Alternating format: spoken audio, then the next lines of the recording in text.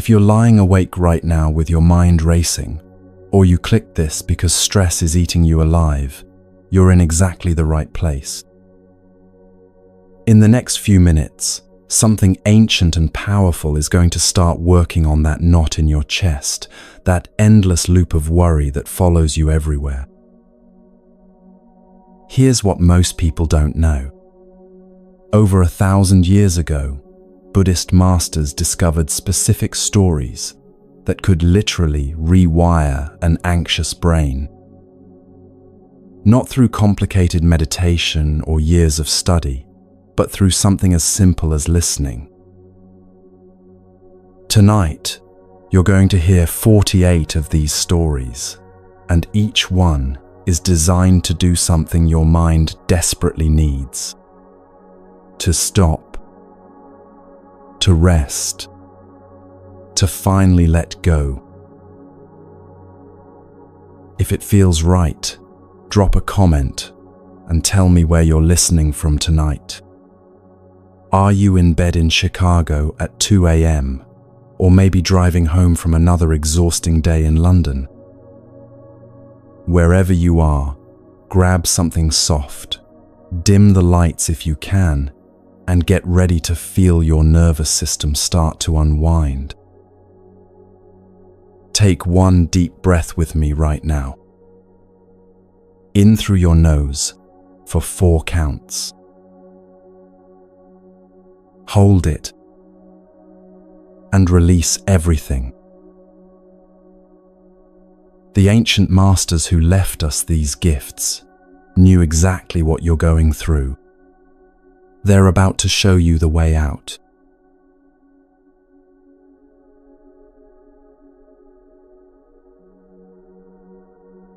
There was a monk who couldn't sleep.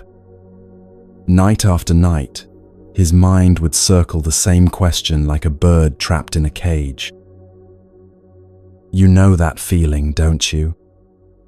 When your thoughts won't let you rest, when you need an answer so desperately that the not knowing becomes a physical ache in your chest. He finally gathered the courage to approach Master Joshu, his voice barely a whisper. Does a dog have Buddha nature? This wasn't intellectual curiosity. This was a soul crying out for certainty in an uncertain world. Joshu looked into those tired eyes, saw the exhaustion that comes from thinking too much, and offered one simple word: Mu. Nothing. No. The monk's face crumpled. This wasn't the answer he'd come for. But something deeper than disappointment was stirring in his chest. For the first time in months, his mind went completely quiet. Feel that silence for a moment. Mu. What if every question keeping you awake tonight could receive that same gentle response? Not because your concerns don't matter, but because sometimes the kindest thing you can offer an overworked mind is permission to not know. Permission to rest in the mystery instead of solving your way to peace. But wait, there's something I need to tell you about what happened to that monk afterwards. Because this is where the story gets really interesting. He didn't just walk away confused and disappointed. He stayed with that word mu for months, carrying it with him like a stone in his pocket. Every time his mind started its familiar spiraling, he would whisper it to himself. Mu. And slowly, something extraordinary began to happen. The word stopped being a word and became a doorway.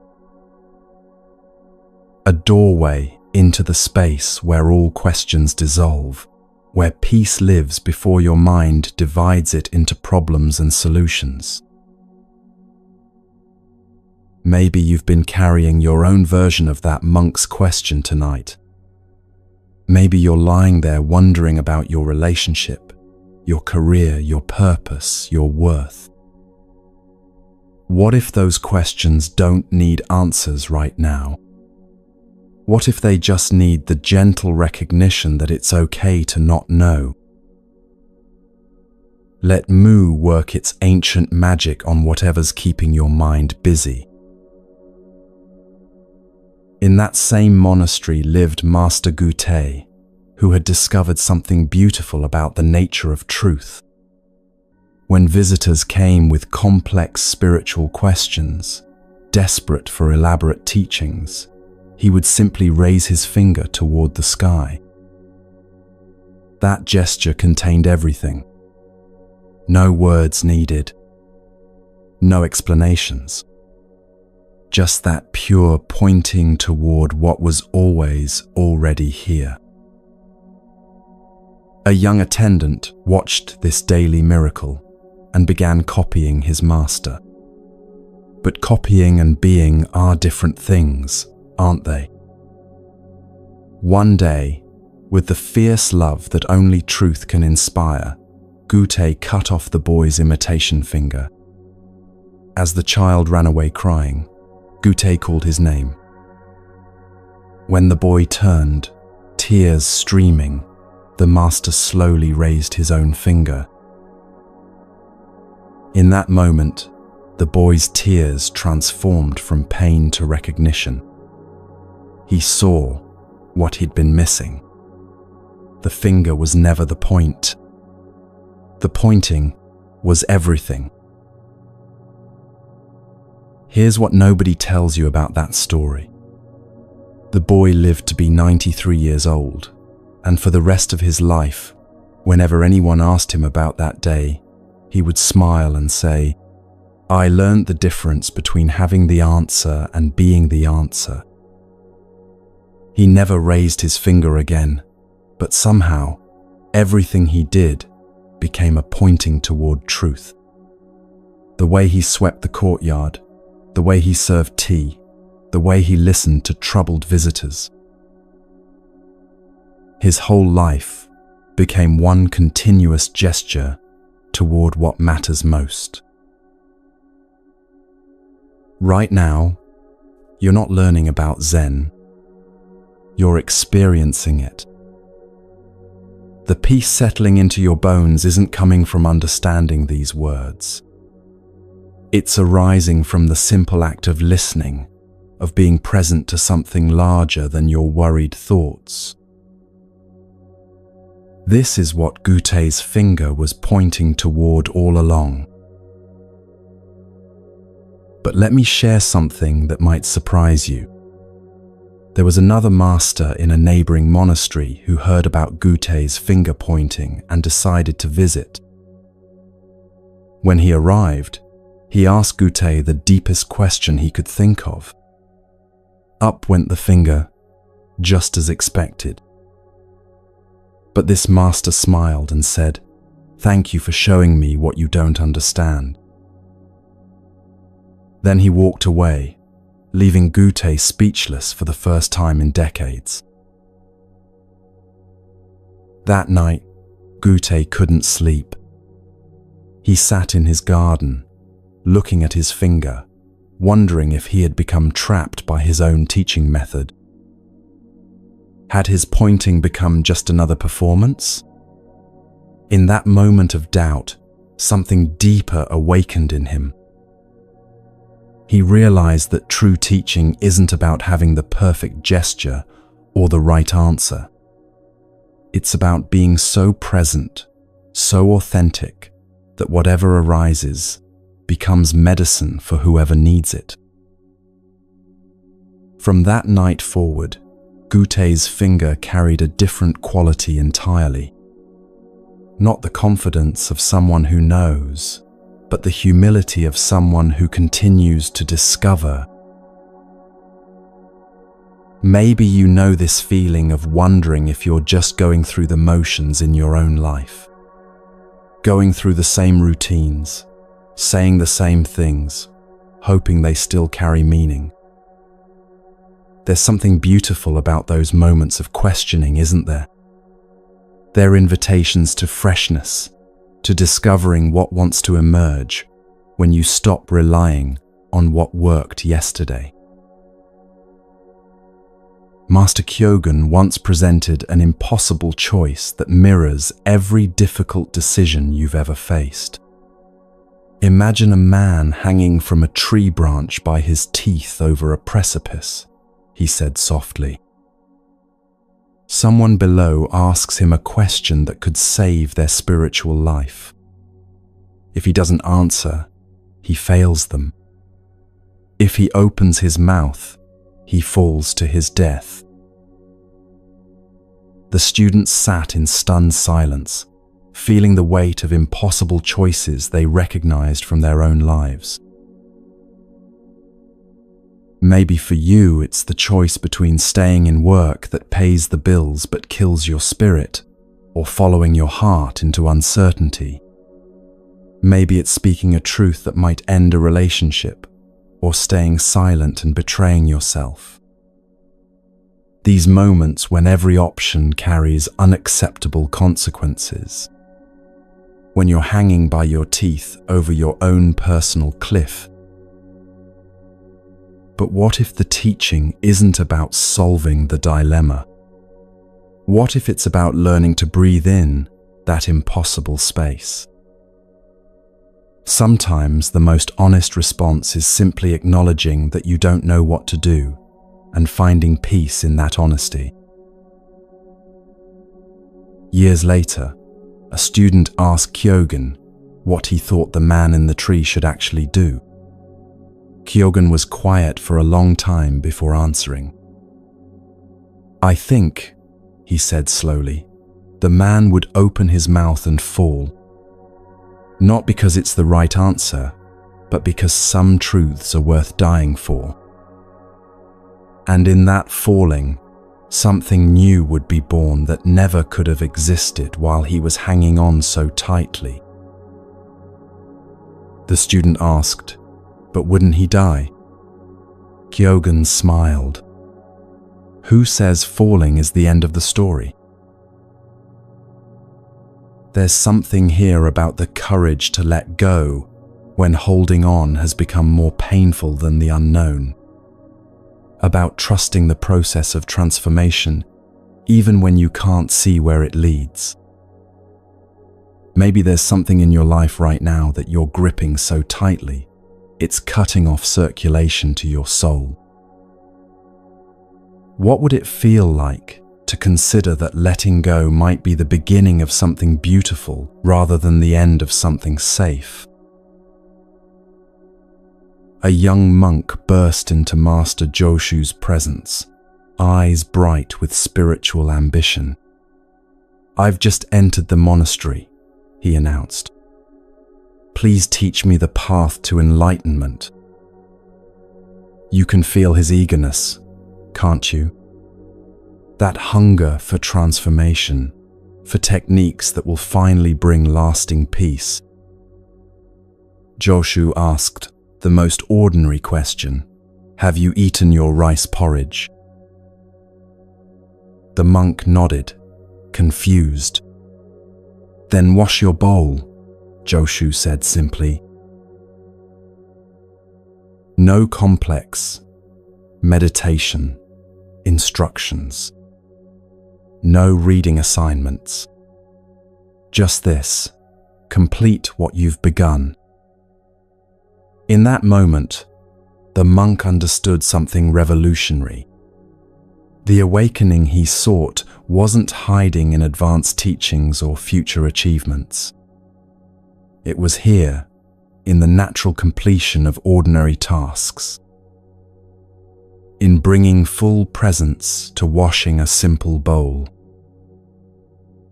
How much peace becomes available when you stop seeking it elsewhere and honor it exactly where you are. But here's what I love about this story.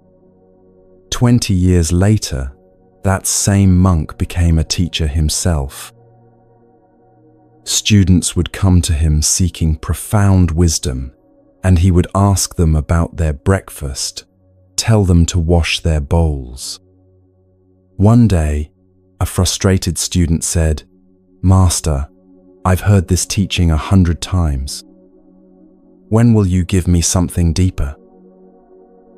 The monk smiled and handed him a dirty bowl. "Show me how you wash this," he said. The student grabbed the bowl and scrubbed it roughly, impatiently. "Faster, please," he muttered. "I have important spiritual work to do." The teacher gently took the bowl back and began washing it himself. Slowly, carefully, as if it were the most precious thing in the world. He felt the weight of it, noticed the texture of the clay, paid attention to the temperature of the water. The watching student gradually grew quiet, then amazed. "Master," he whispered, "you're washing that bowl like it's sacred." "Isn't it?" the teacher replied. That's when it hits you, isn't it? The realization that there is no ordinary moment, no mundane task, no unimportant breath. That enlightenment isn't about achieving extraordinary states, but about bringing extraordinary presence to the most ordinary experiences. What if the dishes waiting in your sink are actually altars? What if the next email you write could be a love letter to existence itself? What if washing your bowl is the most advanced spiritual practice you'll ever need? There was once a respected teacher who made a mistake that would haunt him for centuries. When asked whether enlightened beings were subject to cause and effect, he answered with spiritual pride, "Enlightened people transcend such laws." The universe has its own way of teaching humility. For 500 lifetimes, he lived as a fox, learning wisdom through vulnerability and hunger. No spiritual concepts could protect him from cold winters or the simple need for food. He learned enlightenment through the honest body of an animal. Centuries later, this fox appeared to Master Hyakujo, carrying both ancient shame and hard-won wisdom. "Please ask me that question again," he begged. When Hyakujo asked about cause and effect, the fox replied with words earned through lifetimes of humility. An enlightened person is one with the law of causation. Not above it, but dancing gracefully within it. In that moment of complete acceptance, the fox was free. This story lives in every moment you try to transcend your humanity instead of embracing it. Every time you imagine that awakening means escaping your limitations rather than finding peace within them. The fox learned what we all must learn. Freedom comes not from rising above life's constraints, but from loving them as part of our wholeness. True enlightenment doesn't make you superhuman. It makes you exquisitely, courageously human. Master Getan once shared a riddle that would transform his students' understanding of what makes life work. He spoke of Keichu, the master wheelmaker whose creations were sought throughout the land. Keichu made perfect wheels with 50 spokes, he said slowly. But what if you removed the hub that holds everything together? The students immediately saw the problem. Without the central hub, the wheel would collapse. But Getan was pointing towards something profound. The hub is empty space, yet it's the most essential part. Without that emptiness at the center, nothing can turn, nothing can move forward. Your life works the same way. How much of your peace depends not on what you accumulate, but on the spacious awareness at your center. That still point of consciousness that remains unchanged, whether you're busy or resting, celebrating or grieving. When you fill every moment with activity, every silence with noise, you remove the hub from your own wheel. You create impressive motion that can't actually go anywhere because it lacks the essential stillness that allows for real progress. Feel that hub-like quality in your awareness right now. That spacious center that's been here all along, watching your experiences without being disturbed by them. This is the part of you that needs no improvement, the wheel that never breaks, the peace that was here before you learned to worry. A student once approached Master Joshu with a question that revealed everything wrong with how we think about spiritual achievement. I heard about a Buddha from ancient times who meditated for 10 cosmic cycles, but still couldn't reach enlightenment, he said. How is this possible? Joshu smiled with infinite tenderness. Your question answers itself, he replied. Since he was trying to become a Buddha, he wasn't yet being one. The seeking prevented the finding. This cuts to the heart of every spiritual struggle. What if the peace you're working so hard to achieve is actually what you're working with right now?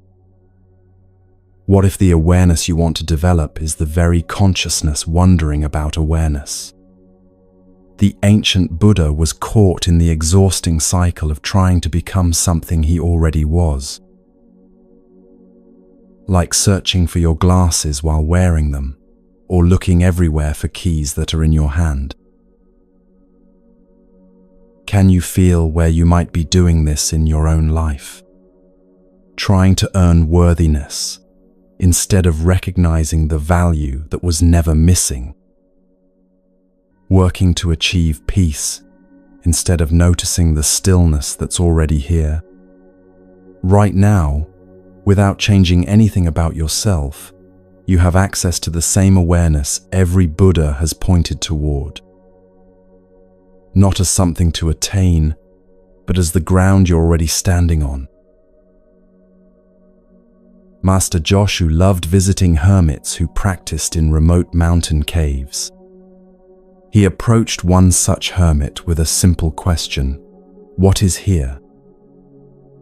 The hermit raised his fist, but something felt hollow about the gesture, performed rather than lived. Ships cannot dock where the water is too shallow, Joshu said sadly, and left. Days later, he returned with the same question. Again, the hermit raised his fist, but this time, something fundamental had shifted. This time, the gesture arose from authentic depths. Well given, well taken, well killed, well saved, Joshu said with delight, bowing deeply. What changed? Not the words, not the gesture, not even the people involved. But the quality of truth behind the response had transformed completely. This teaches us that authentic spiritual expression isn't about having correct answers or making proper gestures. It's about the depth of being we bring to each moment. When you respond from genuine presence, rather than spiritual performance, even silence becomes a transmission of truth. Even the simplest words carry healing power. In your own life, in your own relationships, how often are you performing what you think others want to hear instead of speaking from your real experience? Your nervous system knows the difference instantly. When someone is truly present with you, speaking from lived truth rather than borrowed concepts, you feel it in your body. The hermit's second response was authentic because it came from being rather than seeming, from depth rather than surface. It created the kind of connection that makes real spiritual friendship possible. As these first whispers from the ancient masters settle into your consciousness, notice what's happening in your body. The peace you're feeling isn't something you're creating through effort. It's something you're uncovering by allowing these timeless voices to work their gentle magic on your nervous system.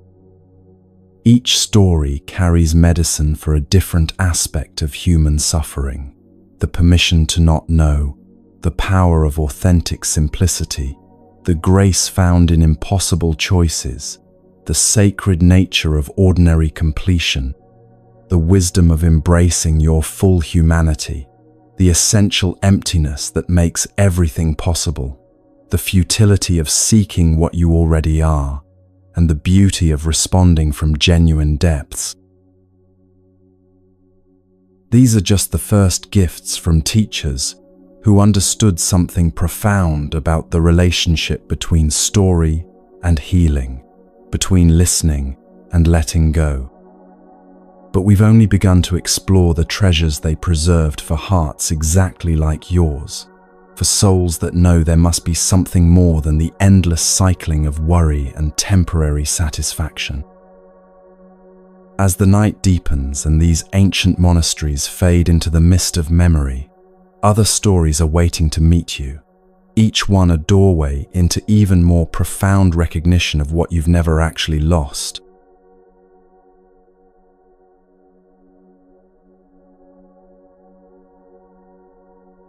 In mountain hermitages where silence taught more than words, other masters were discovering that sometimes the most compassionate thing you can do is cut through the drama that keeps people stuck in their own suffering. Master Nansen was about to demonstrate this in a way that would shock his students and echo through history. The eastern and western halls of his monastery had been fighting over a cat for weeks. Not just any cat, but a beautiful temple cat that both groups claimed as their own. The arguments grew more heated each day, with monks actually arguing about possession, ownership, who deserved the cat's affection. Can you imagine? These are people who had supposedly renounced all worldly attachments, fighting over a cat like children over a toy. One day, Nansen had enough. He walked into the courtyard where the monks were gathered, picked up the cat, and held it high above his head. "If any of you can say one true word," he announced, "you can save this cat. If not, I will cut it in two." The monks stood in stunned silence. All their philosophical training, all their meditation practice, all their spiritual concepts, and not one of them could speak a single word of authentic truth. So Nansen did exactly what he promised. He cut the cat in half. That evening, when Joshua returned from his travels, Nansen told him what had happened. Without hesitation, Joshua took off his sandals, placed them on his head, and walked out of the room. "If you had been here," Nansen said with deep satisfaction, "you could have saved the cat." Now, before you get upset about the cat, let me tell you something most people miss about this story. There are scholars who believe no actual cat was harmed, that this was a teaching demonstration using a stuffed cat or wooden figure. But that's not really the point, is it? The point is what happens when we get so caught up in our positions, our righteousness, our need to be right, that we lose sight of what actually matters. How many relationships have you seen destroyed by people fighting over who's right instead of asking what's loving? Joshua's response with the sandals on his head was perfect because it was completely absurd, completely outside the framework of argument and position taking. It was pure, spontaneous authenticity that cut through all the mental drama immediately. Sometimes, the most enlightened response to conflict isn't to take a side or find a compromise. Sometimes it's to do something so unexpected, so genuine, that it stops everyone's story-making mind in its tracks. What would it look like to put sandals on your head in the middle of your own stuck patterns? But wait, there's more to Joshua's story that night. After he walked out with the sandals on his head, he went to the temple garden and sat with the monks who had been fighting. One of them asked him, "Master, why did you put your sandals on your head?" Joshua looked at him with infinite tenderness and said, "Because my feet were tired of walking on the same old ground." Then he smiled and added, "Sometimes the only way to save what we love is to turn our whole world upside down." In another monastery, Master Tokusan was learning that perfect timing isn't about following schedules, but about being so present that you naturally flow with the rhythm of life itself. He was walking from the meditation hall to the dining room, carrying his eating bowl, when the cook saw him and said, "The dinner drum hasn't been beaten yet. Where are you going with your bowl?" Tokusan stopped, looked around as if waking from a dream, and silently returned to his room. When another master heard about this incident, he laughed and said, "Old Tokusan doesn't understand ultimate truth." Word got back to Tokusan, who asked to meet with this critic. The next day, Tokusan delivered a completely different kind of teaching to the assembled monks. Where before he had been precise, methodical, predictable, now he spoke with wild spontaneity and freedom. The master who had criticized him was amazed. "Now I see our old teacher truly understands ultimate truth," he announced. "No one in all of China can surpass him." Here's what I love about this story. Tokusan wasn't embarrassed by his mistake. He used it as a doorway into deeper authenticity. How often do we get so invested in appearing perfect, so afraid of being caught in an error, that we miss the gift hidden in our mistakes? Sometimes being wrong is exactly what we need to break out of patterns that have kept us playing small. The cook's simple question shattered Tokusan's autopilot and woke him up to a freedom he'd never tasted before. Maybe there's something in your life right now where you've been going through the motions, following someone else's schedule, instead of listening to your own inner timing. What would it feel like to be caught off guard in a way that wakes you up to what you really want? Sometimes the most embarrassing moments become the most liberating ones when we stop defending and start discovering. Master Uman had a way of asking questions that would haunt his students for years. One day he asked them, "The world is such a wide world. Why do you answer a bell and put on ceremonial robes?"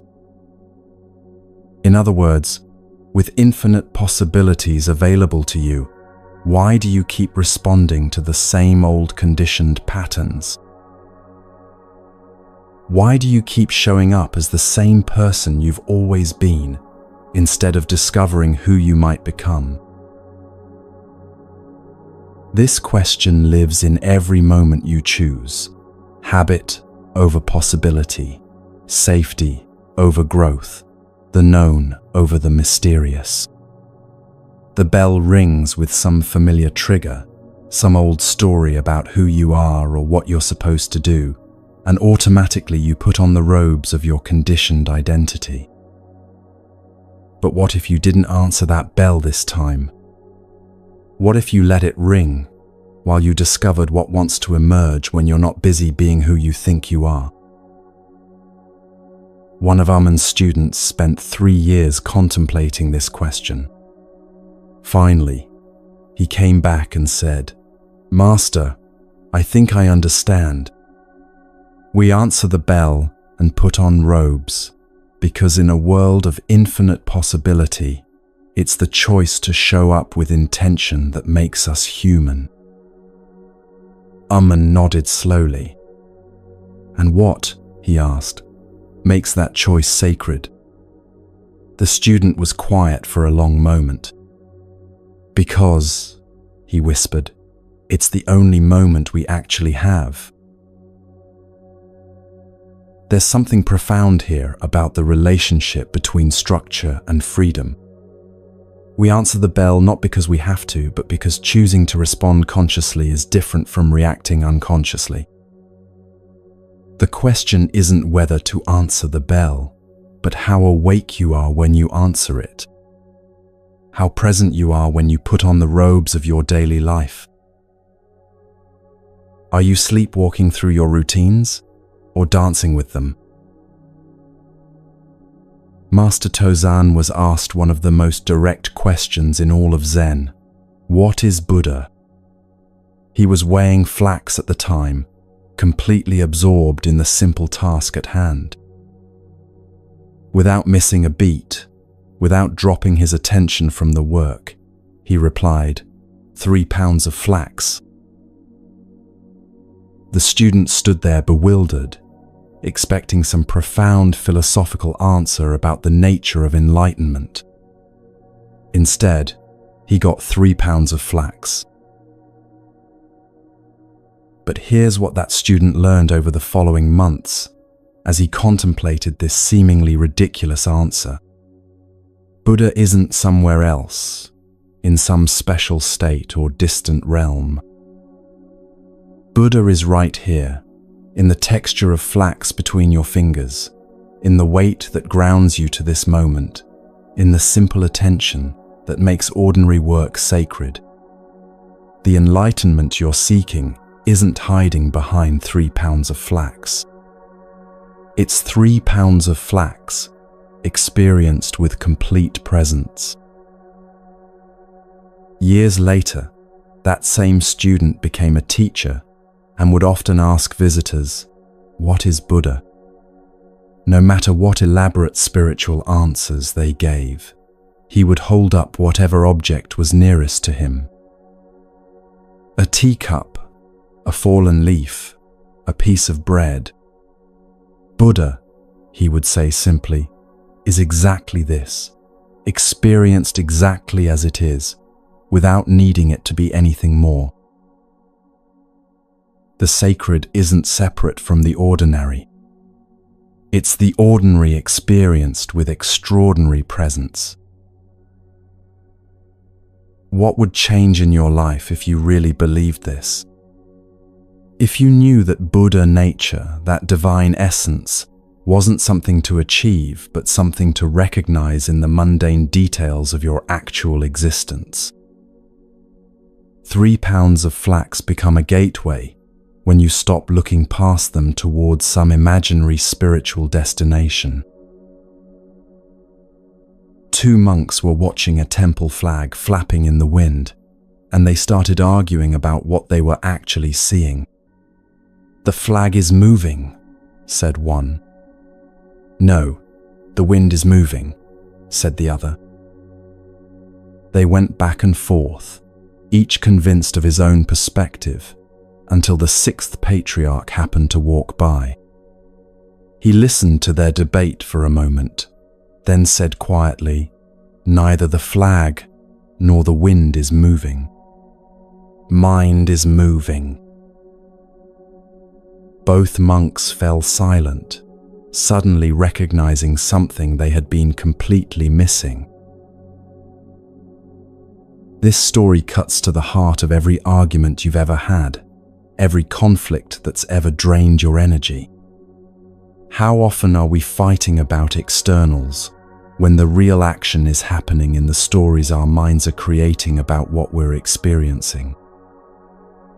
The flag, the wind, your circumstances, other people's behavior, none of that is actually the source of your disturbance. It's your mind's movement, your thinking about what's happening, that creates suffering. But here's the beautiful thing about recognizing this. Once you see that mind is moving, you also see that mind can stop moving. You have a choice about whether to get caught up in the story or rest in the awareness that's watching the story unfold. The flag can flap, the wind can blow, life can be completely chaotic, and you can remain still at your center. Not because you're detached or don't care, but because you're resting in something more fundamental than the movement of circumstances. The next time you find yourself arguing with someone about what's really happening, remember the flag and the wind. Maybe the question isn't who's right about the external situation. Maybe the question is whether you can find stillness while the mind is creating stories about movement. Master Daibai asked his teacher Baso, "What is Buddha?" Baso's answer was immediate and direct. "This mind is Buddha." Not your thoughts about Buddha, not your concepts or images or spiritual fantasies. This very mind that's listening to these words right now. The awareness that's been here all along, closer than your breath, more intimate than your heartbeat. You already have what you've been seeking. You already are what you've been trying to become.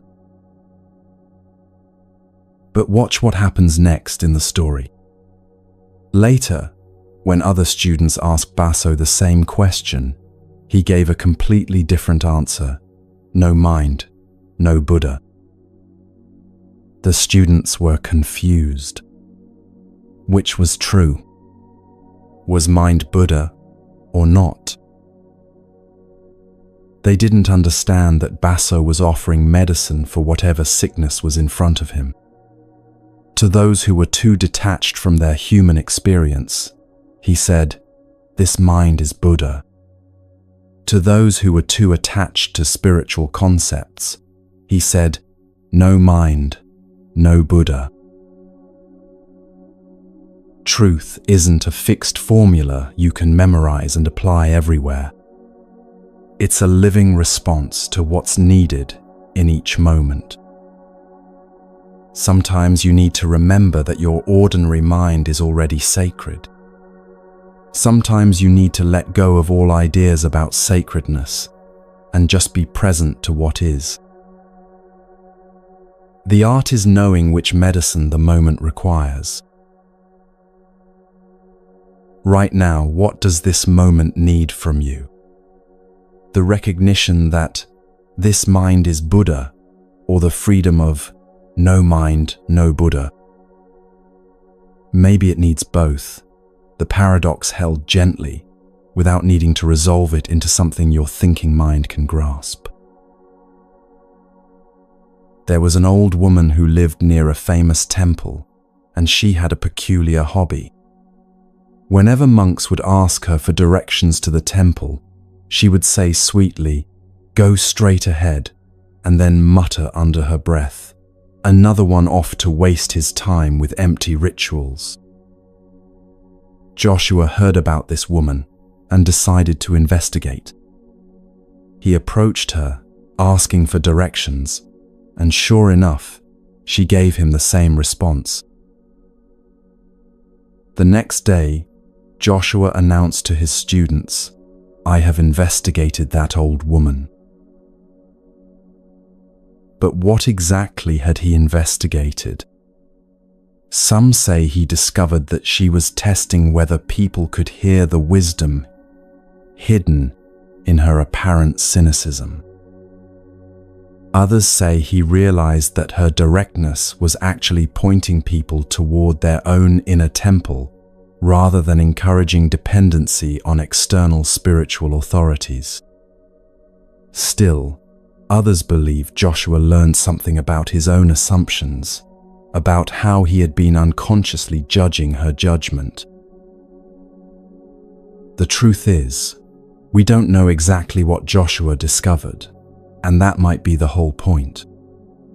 Sometimes investigation isn't about reaching conclusions, but about becoming curious enough to see beyond our first impressions. How often do we write people off as difficult or cynical, without wondering what wisdom might be hidden in their apparent negativity? How often do we assume we understand someone's motivations, without actually investigating our own projections? That old woman was doing something beautiful.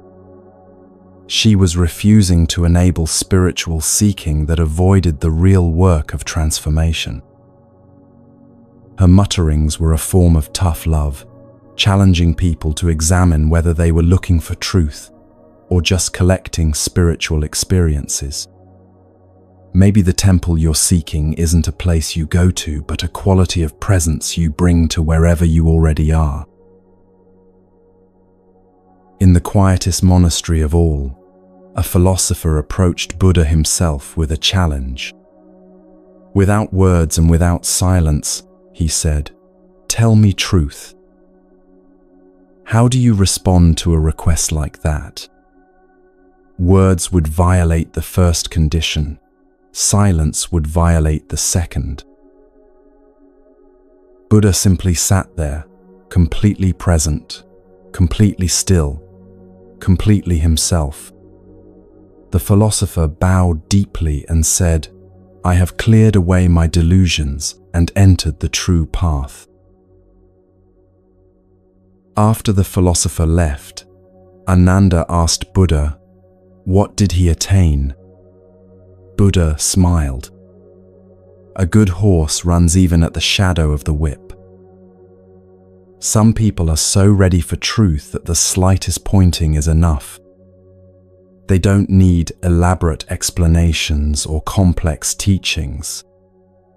They just need someone to embody what they're seeking, to demonstrate through their very being that awakening is possible.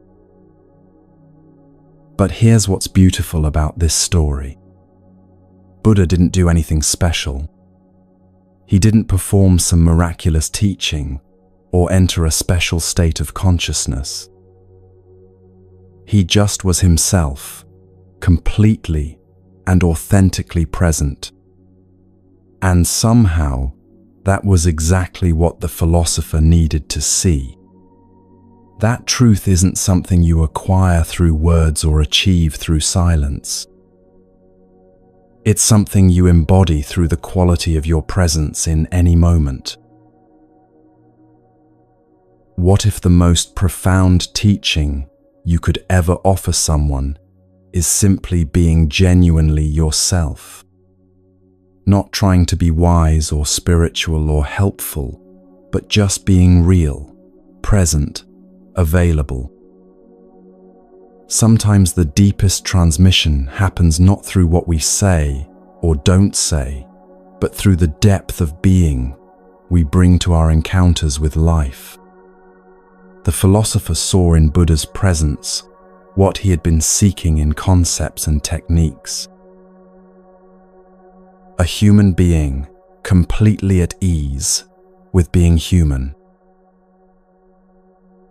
As these deeper stories work their way into your consciousness, feel how they're touching places in you that needed permission to let go. Permission to stop fighting over cats and sandals on your head instead. Permission to make mistakes and let them wake you up rather than shame you. Permission to answer life's bells consciously rather than automatically. Permission to find Buddha in 3 pounds of flax rather than searching for enlightenment in distant realms. Permission to recognize that your mind's movement is the real source of disturbance, and therefore your mind's stillness is the real source of peace. These teachings aren't asking you to become someone different. They're inviting you to stop hiding from who you already are, beneath all the stories about who you think you should be. As we drift deeper into the night, into the place where ancient wisdom meets your modern heart, even more profound recognitions await. The journey into trust and surrender is calling, where the impossible becomes not just possible, but inevitable.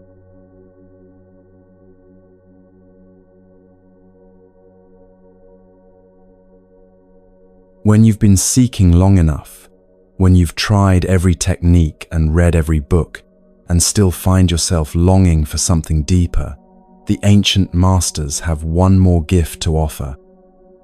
It's the most counterintuitive teaching of all, the invitation to stop seeking entirely. Not because seeking is wrong, but because sometimes what you're looking for can only be found when you finally have the courage to stop looking. Master Basso was sitting with a student who had been meditating for years, desperately trying to become enlightened. "What is Buddha?" the student asked for probably the 100th time. This time, instead of his usual, "This mind is Buddha," Basso looked at him with infinite compassion and said, "This mind is not Buddha." The student's face went white. "But Master, yesterday you told me this mind is Buddha. Now you're saying it's not. Which is true?" Basso smiled with the tenderness of someone watching a beloved child, finally ready to let go of training wheels. "Neither," he said softly. "Buddha is not a thing to have or not have. Buddha is not a concept to understand or misunderstand. You've been trying so hard to become Buddha that you've completely missed being Buddha. You've been polishing a tile, thinking it could become a mirror." In that moment, something the student had been grasping for years simply fell away. Not because he finally understood it, but because he finally understood that understanding wasn't the point. Here's what nobody tells you about spiritual seeking. There comes a moment when all your effort, all your practice, all your sincere trying has to be offered up like flowers on an altar. Not because they were wasted, but because they brought you to the edge of a mystery that can only be entered empty-handed. You can't think your way into trust. You can't practice your way into surrender. You can only arrive at the place where you're finally willing to not know what comes next. Master Nansen was approached by a student who had been studying the concept of the pathless path for months. "I understand intellectually that seeking is the problem," the student said earnestly. "But how do I stop seeking without making stopping into another form of seeking?" Nansen was quiet for a long time before answering. "The path does not belong to perception, neither does it belong to non-perception," he said slowly. "Cognition is a delusion, and non-cognition is senseless. If you want to reach the pathless path, place yourself in the same freedom as sky. Name it neither good nor not good. The student stood there feeling like his mind was dissolving. This wasn't an answer his thinking could grasp, or his willpower could execute. It was an invitation into a way of being that was beyond all his categories of seeking and not seeking, knowing and not knowing. "But Master," he whispered, "how do I place myself in the freedom of sky?" Nansen pointed upward. "Does the sky try to be free?" That question hung in the air like a bell that keeps ringing long after it's been struck. Does the sky try to be free? Does it work at being spacious? Does it practice being open? Or is it free by its very nature, simply because it doesn't resist what moves through it? The clouds come and go, storms arise and pass, but the sky itself remains unchanged, untroubled, infinitely available. What if your true nature works the same way? What if freedom isn't something you achieve, but something you stop disturbing? In a monastery across the mountains, they were telling a story that would puzzle spiritual seekers for generations. A Chinese girl named Seijo had somehow split into two people. One version of her lived at home, sick and weak, barely able to leave her bed. The other version had married and moved to a distant city, where she lived a completely normal life and even had children. Both versions were equally real, equally her. When she finally died, the two Seijos merged back into one. The question that haunted everyone who heard this story was simple. Which one was the real Seijo? Master Mumon, who recorded this story, offered a teaching that cuts to the heart of every identity crisis you've ever experienced. When you understand this, he said, you know it's possible to come out from one shell and enter another, like stopping at different hotels during a long journey. But if you cannot understand, when your time comes and your body dissolves, you'll be like a crab dropped in boiling water, struggling frantically with many hands and legs. In other words, if you cling too tightly to any single version of yourself, you'll suffer terribly when life asks you to change. Think about all the different selves you've been in your lifetime. The child you were, the teenager, the young adult, the person you are now. Which one is the real you? Maybe they all are. Maybe you're like Seijo, constantly moving between different expressions of the same essential being. Maybe the question isn't which self is real, but whether you can love all yourselves with equal tenderness. The sick self and the healthy self, the confused self and the clear self, the self that struggles and the self that soars. What if they're all just different costumes worn by the same unchanging awareness? But here's where the story gets really interesting. According to the legend, when the two Seijos finally merged, she wasn't confused about which experiences belonged to which version. She remembered everything, the sickness and the health, the loneliness and the love, the confinement and the freedom. She had learned something that most of us spend our whole lives trying to understand. That we are vast enough to contain all our contradictions, spacious enough to hold all our different selves without needing to choose between them. The real Seijo was the one who could embrace both versions without rejecting either. Master Goso was famous for impossible questions, But this one stopped everyone in their tracks. When you meet a Zen master on the road, you cannot talk to him, and you cannot face him with silence. What are you going to do? His students would sit with this riddle for months, their minds spinning in circles trying to find some response that fit the impossible criteria. If you can't speak and you can't stay silent, what options are left? One student spent an entire winter contemplating this question. He tried imagining every possible scenario, every creative response he could think of. Finally, spring arrived, and with it came a traveling master who stopped at their monastery. The student saw this as his chance to test the koan in real life. He approached the visiting master with Goso's impossible question burning in his mind. As he got closer, trying to figure out what to do, the master suddenly smiled and embraced him. In that moment of unexpected warmth, all the student's mental struggling simply melted away.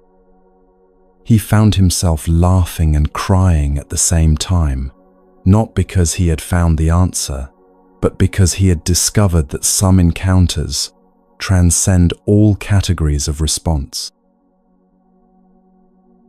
When he told Goso what had happened, his teacher nodded with deep satisfaction. "Now you understand," Goso said. "The answer isn't something you do or don't do. It's something you become. When you meet a real master on the road, your whole being becomes the response. Not through talking or not talking, but through the quality of presence you bring to the meeting." The student realized he had been trying to solve the riddle with his mind, when it could only be lived with his whole being. Maybe you've encountered people in your life who had this quality, where just being in their presence was more meaningful than any conversation you could have had. Where words felt unnecessary because something deeper was being communicated through the simple fact of authentic meeting. This is what Goso was pointing toward, the possibility of response that comes from your entire being rather than just your thinking mind. When you're truly present, when you're not hiding behind words or silence, but simply being yourself without apology, you become a living answer to questions you never even knew were being asked. Here's a story that will change how you think about obstacles and completion. Master Goso spoke of a buffalo who passes through an enclosure to the edge of an abyss. His horns pass through, his head passes through, his hooves pass through, Goso said slowly, building suspense. But why can't his tail pass through? What could possibly stop a tail if everything else has already made it through? His students wrestled with this image for months. Some thought it was about the last bit of ego that refuses to let go. Others believed it represented the final attachment that keeps us from complete freedom. But Goso had something more subtle in mind. The tail, he eventually revealed, represents compassion.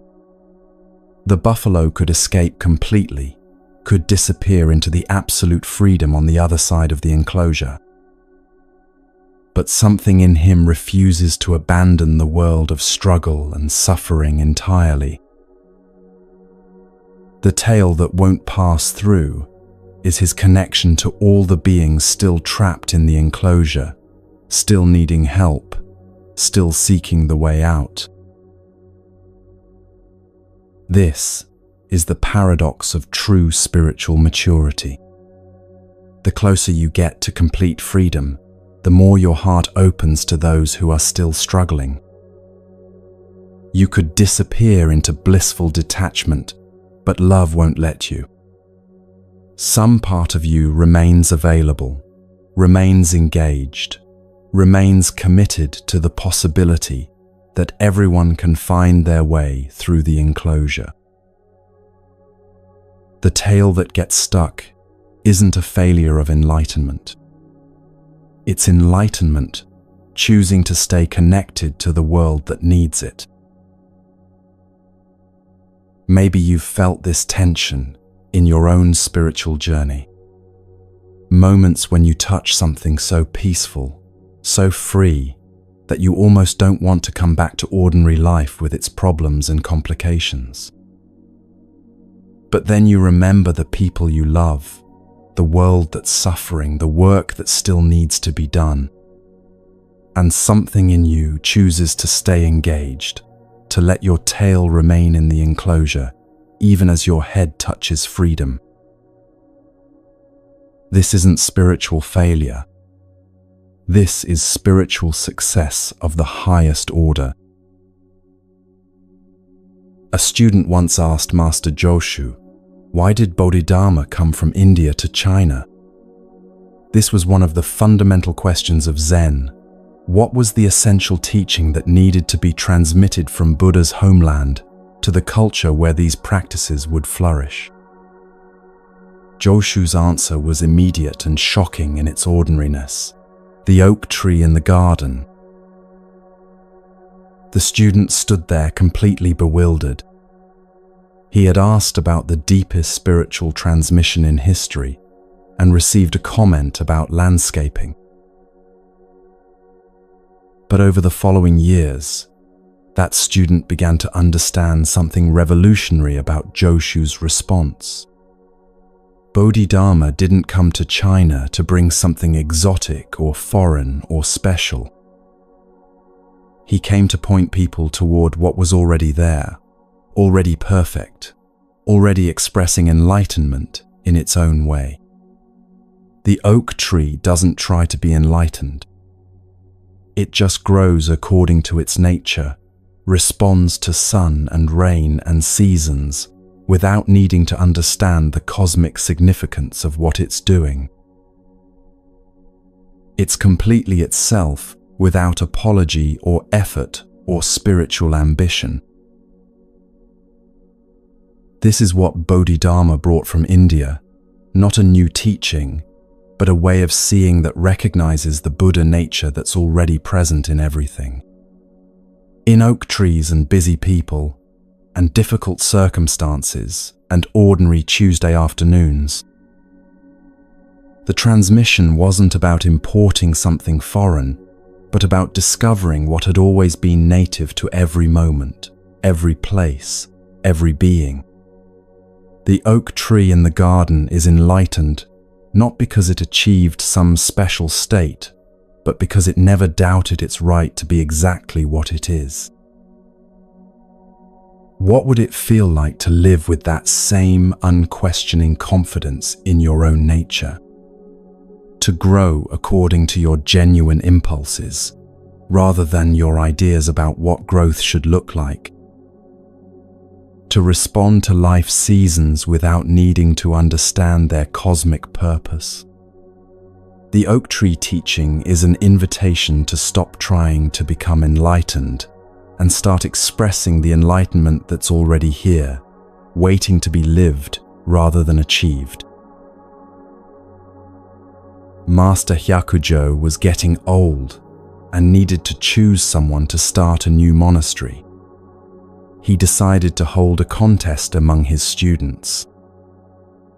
Placing a water pitcher on the ground, he asked, "Who can tell me what this is without using its name?" The head monk, who everyone expected to win, gave an elegant answer, "No one can call it a wooden shoe."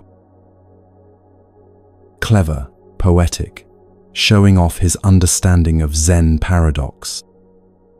But then Isan, the cook, simply walked over and kicked the pitcher over with his foot and walked away. Hyakujo smiled and said, "The head monk loses." Izan will start the new monastery. Everyone was shocked. How could the uneducated cook defeat the learned scholar? But Hyakujo understood something about leadership that goes beyond intellectual brilliance or spiritual sophistication. True authority comes from the willingness to act directly from your authentic understanding rather than from your ideas about what others expect to hear. Izan didn't try to impress anyone with clever words or philosophical concepts. He simply responded from his gut, did what the moment called for, and trusted that his authentic action would speak louder than any explanation. The head monk had fallen into the trap of performing wisdom instead of living it. His answer was technically correct but spiritually dead, more concerned with appearing enlightened than with responding genuinely to the question at hand. Izan's kick was alive, spontaneous, completely present to what was actually being asked beneath the words. He wasn't trying to show off his understanding. He was simply being himself without apology or calculation. This story lives in every moment when you have to choose between saying what you think people want to hear and expressing what you actually know to be true, between performing competence and acting from authentic confidence. Sometimes the most enlightened response isn't the most sophisticated one. Sometimes it's the one that comes from your deepest honesty rather than your cleverest thinking. Izan's willingness to risk looking foolish by following his genuine impulse is what made him worthy to lead others. The final story from this collection takes us to the very beginning of Zen's transmission to China. Bodhidharma sat facing a wall for 9 years, and during that time, his future successor stood in the snow outside, cutting off his own arm to demonstrate his sincerity. "My mind is not pacified," the successor cried. "Master, please pacify my mind." Bodhidharma turned from his wall gazing and said, "Bring me your mind and I will pacify it." The successor searched within himself frantically, trying to locate this mind that needed pacifying. Finally, he said, "When I search for my mind, I cannot find it anywhere." "There," said Bodhidharma with infinite gentleness, "I have pacified your mind." This is the ultimate teaching about the nature of the problems we think we have. When you look directly for the mind that's disturbed, the self that's broken, the person who needs fixing, what do you actually find? Not some solid, findable thing that can be repaired or improved, but a kind of open space, a flowing process, an awareness that's always been naturally peaceful beneath all the stories about disturbance. The mind that needs pacifying is like a mirage in the desert. The closer you get to it, the more it disappears. Not because it was never real, but because its reality was never what you thought it was. This successor learned what every seeker eventually discovers.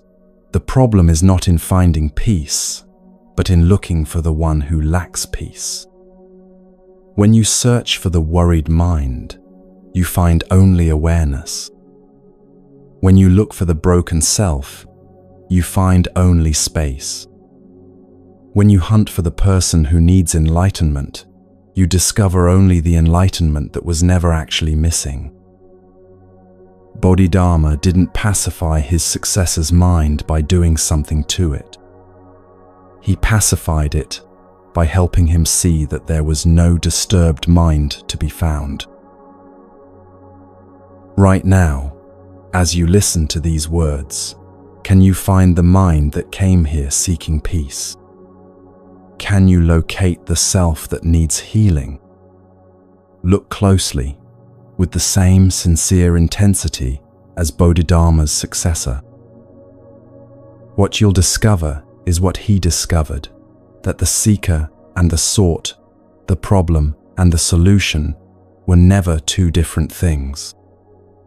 They were always one seamless movement of consciousness exploring itself, like the ocean pretending to search for water. These stories of profound trust have been working their magic in you while you listened, haven't they? Loosening the grip of concepts that seemed so solid, melting the boundaries between seeker and sought, revealing the freedom that was never actually confined. Each teaching points beyond itself toward the recognition that what you've been seeking through effort is what you've always been expressing through existence. The path that leads beyond all paths, the teaching that transcends all teachings, the awakening that discovers it, was never asleep. As we rest here at the threshold between seeking and finding, between effort and grace, even deeper mysteries are stirring in the ancient darkness, ready to reveal themselves to hearts that have learned to trust the unknown more than the familiar, the mystery more than the map.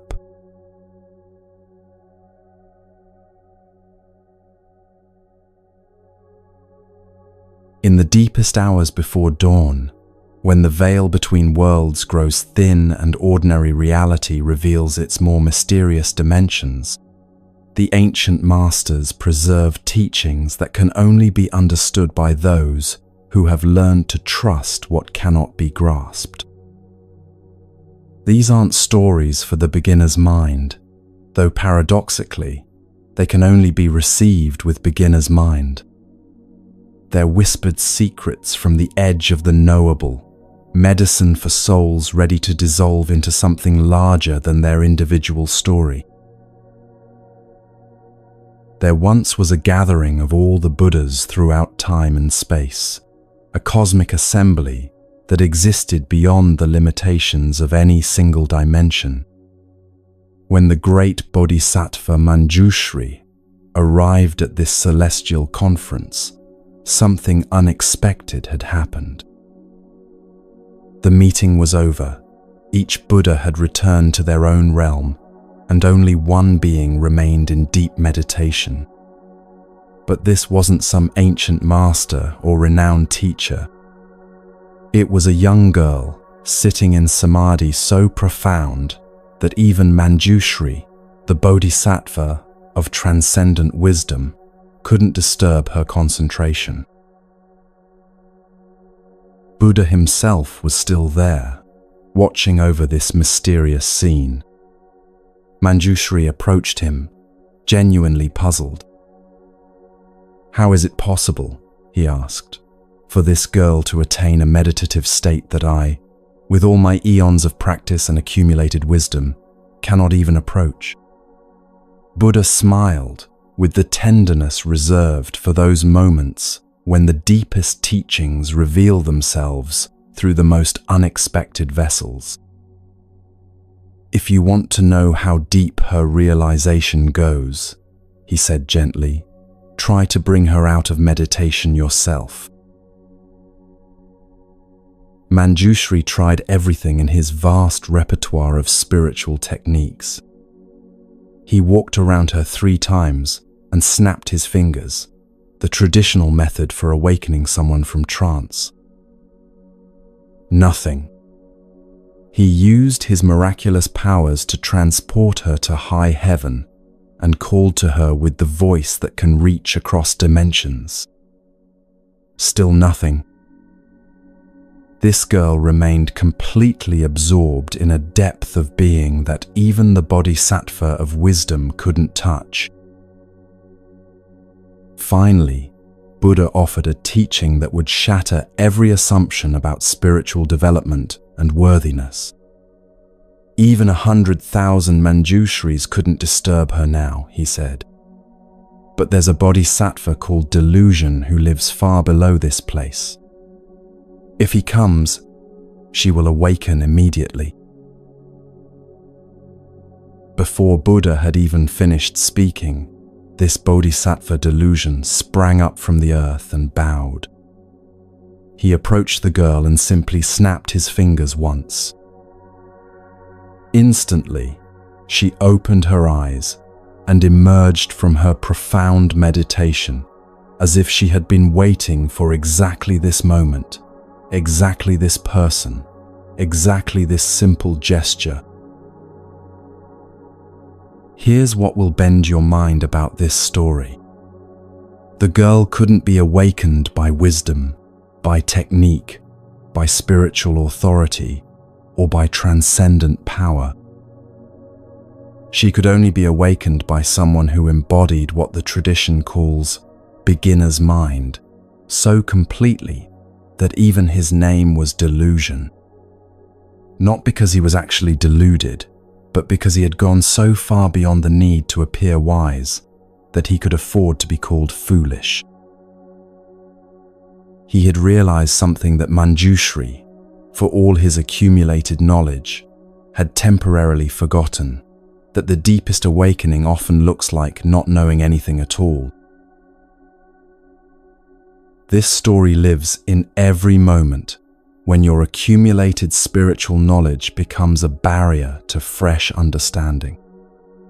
When your expertise prevents you from seeing what a complete beginner might notice immediately. The girl's meditation was so profound precisely because it wasn't trying to achieve anything or prove anything to anyone. It was pure being without agenda, which can only be met by pure presence without pretense. Sometimes, the most enlightened response comes from the part of you that doesn't know it's enlightened, that isn't carrying the weight of spiritual achievement or the burden of living up to anyone's expectations. What would it feel like to approach this moment with the same quality of not knowing that allowed delusion to succeed where Manjushri couldn't? To listen to these words not as someone accumulating spiritual insights, but as someone encountering mystery for the first time. The girl in the story teaches us that the deepest meditations aren't achieved through effort, but through a kind of innocent availability that doesn't even know it's available. Master Shuzan was known for teachings that would stop his students' minds so completely that they had no choice but to rest in pure not knowing. One day, he held up his short staff and presented them with a riddle that has never been solved. If you call this a short staff, you oppose its reality.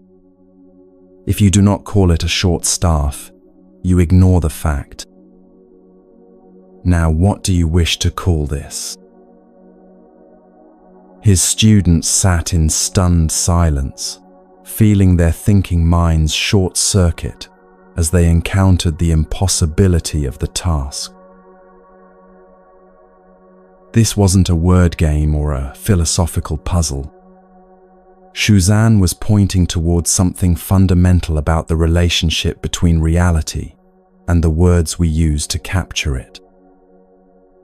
Every label, every name, every concept we apply to experience both reveals and conceals what's actually here.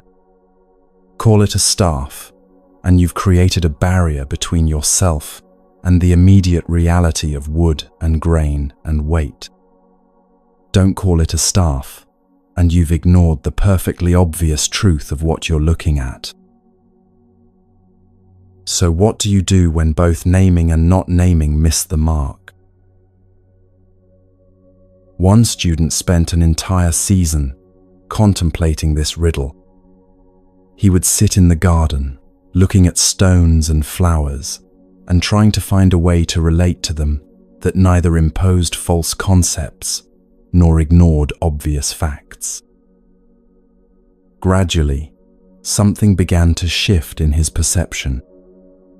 He started experiencing things before his mind labeled them, resting in the space between recognition and conceptualization. When he finally returned to Shuzan, he didn't try to answer the riddle with words. He simply picked up the staff, held it for a moment with complete presence, and then set it down again. Shuzan nodded with deep satisfaction. "Now you understand," he said. "The staff is neither the word staff, nor the absence of the word staff. It's this immediate reality that exists before all our stories about what it is or isn't."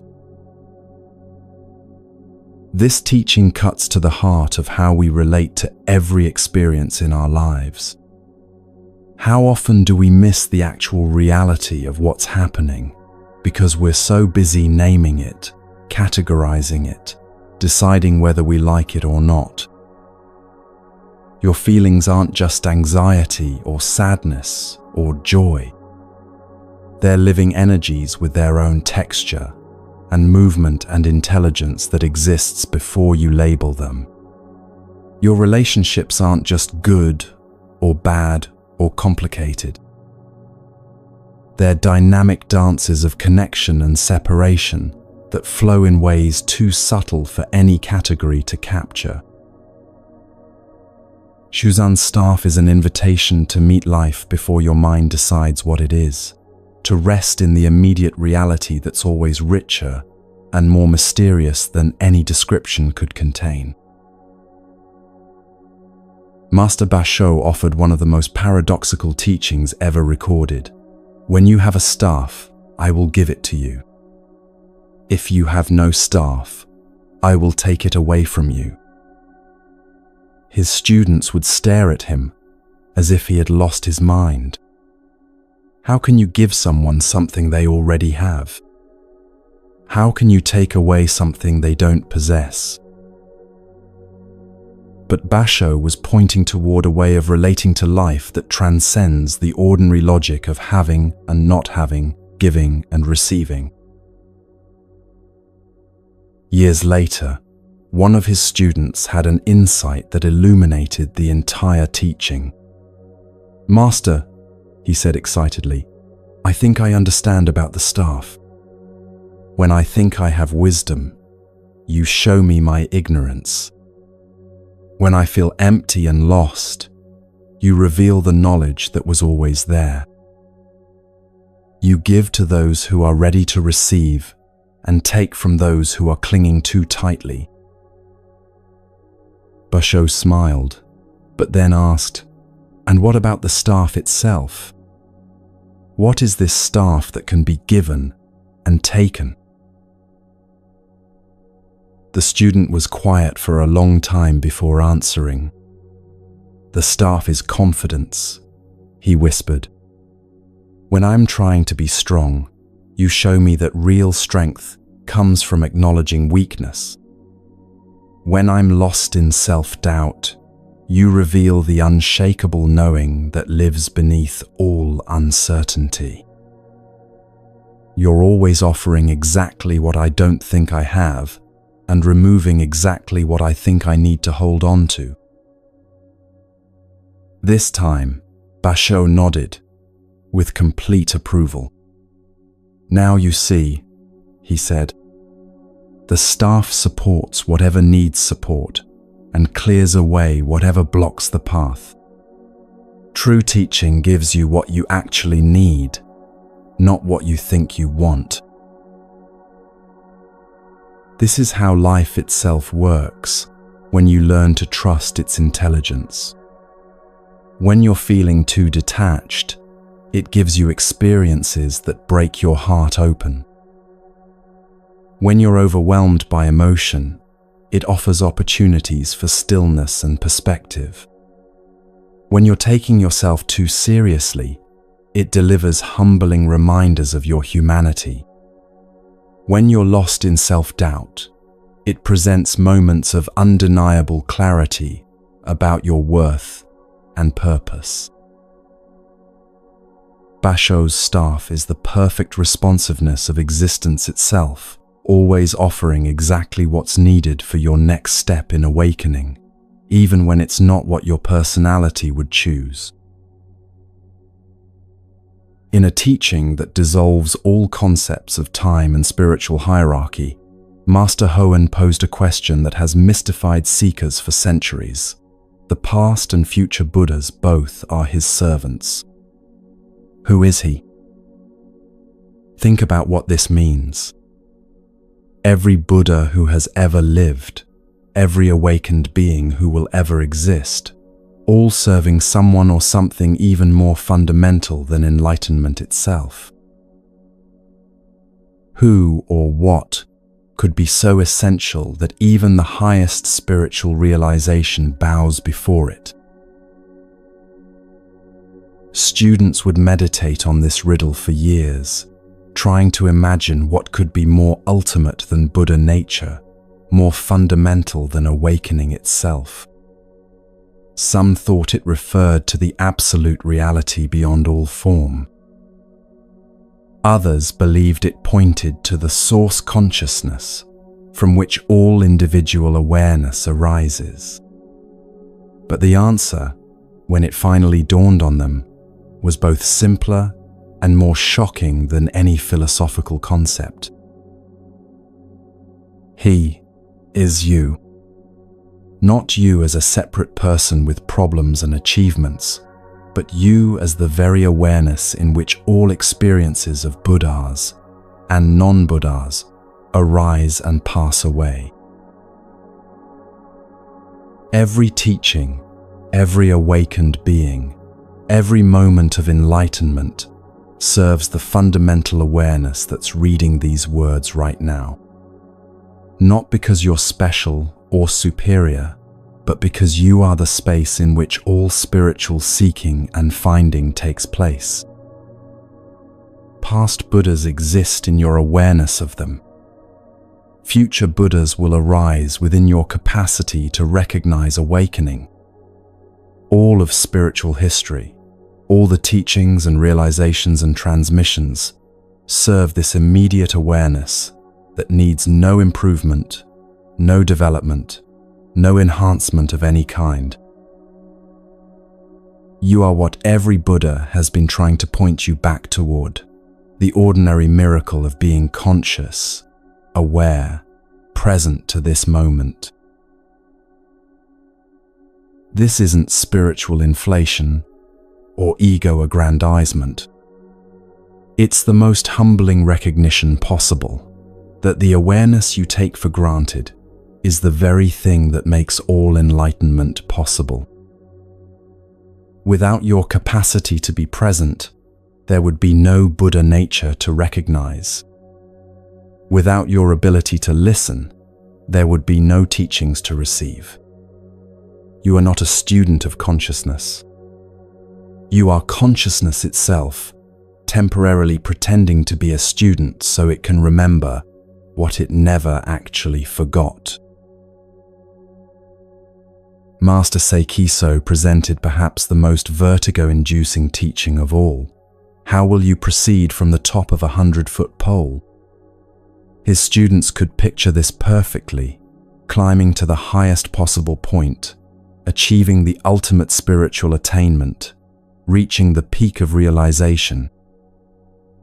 And then what? How do you go further when you've already gone as far as possible? How do you transcend transcendence itself? The obvious answer seemed to be that you can't go any further. You've reached the end of the path, the completion of the journey, the final achievement. But Seikiso was pointing towards something that shatters every linear concept of spiritual progress. The top of the 100-foot pole isn't the end of the journey. It's the place where the real journey begins. It's where you discover that enlightenment isn't a destination you arrive at, but a doorway you step through into infinite space. One student meditated on this teaching for 3 years before having a breakthrough that changed everything. "Master," he said, trembling with excitement, "I think I understand. You proceed from the top of the 100-foot pole by letting go completely, by stepping off into empty space and trusting that there's something beyond even the highest attainment." Seikiso smiled. "And what do you find when you step off?" The student's eyes filled with tears. "You find that you were never on a pole at all. You were always flying, always free, always in infinite space. The pole was just an illusion of limitation that you had to climb before you could see through it." This teaching lives in every moment when you think you've reached your limits, achieved your maximum potential, gone as far as you can go. Whether it's in your spiritual practice, your creative work, your capacity for love, or your ability to handle life's challenges. The top of the 100-foot pole is any place where you believe you've hit a ceiling, reached a boundary, found the edge of what's possible. But what if every apparent limitation is actually an invitation to discover limitlessness? What if every wall you encounter is really a doorway that only opens when you're willing to step through it without knowing what's on the other side? Master Tosotsu built 3 barriers that every serious student had to pass through. 3 questions that cut to the essence of what spiritual seeking is really about. First, he would say, in studying Zen, the aim is to see one's own true nature. Where is your true nature right now? Students would struggle with this for months, searching everywhere for some essential self they could identify and point to. Second, when you realize your true nature, you will be free from birth and death. But when you close your eyes for the final time, where are you then?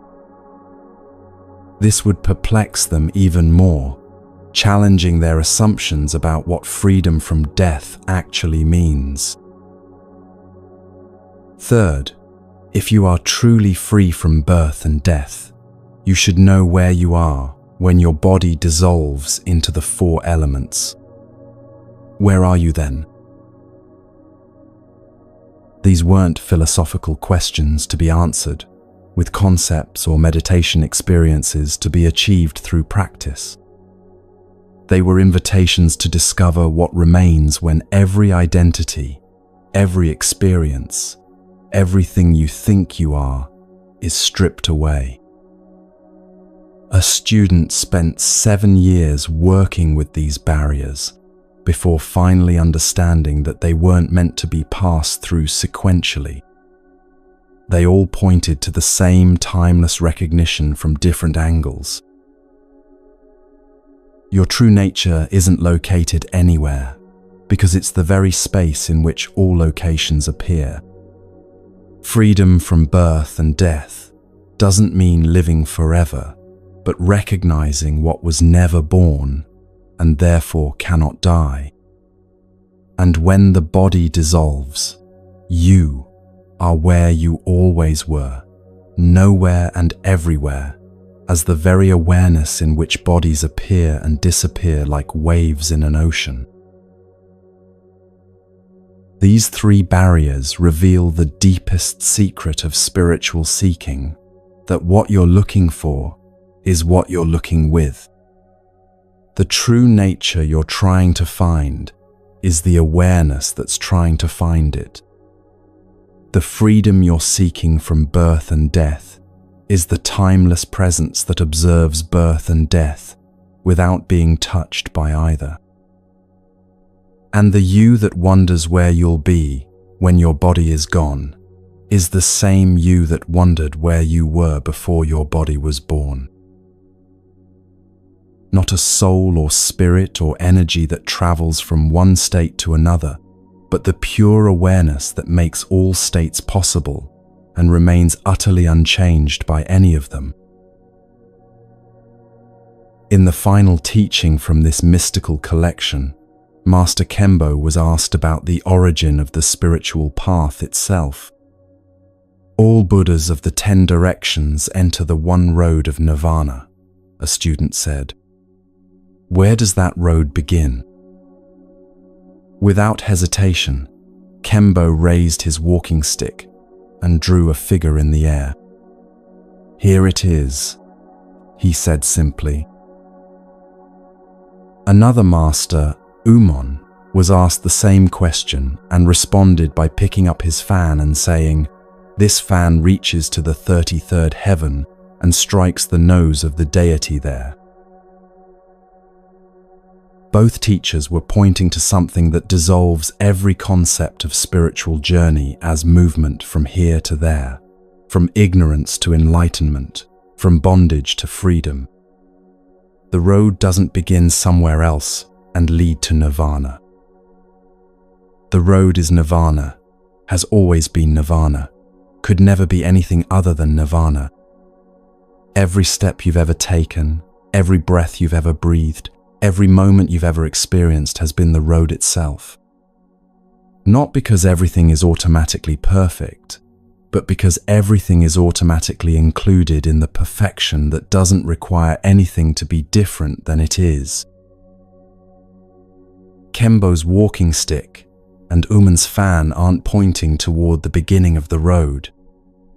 They're revealing that wherever you are right now is where the road has always begun and where it always ends. The spiritual path doesn't start when you begin seeking. It started when you started existing.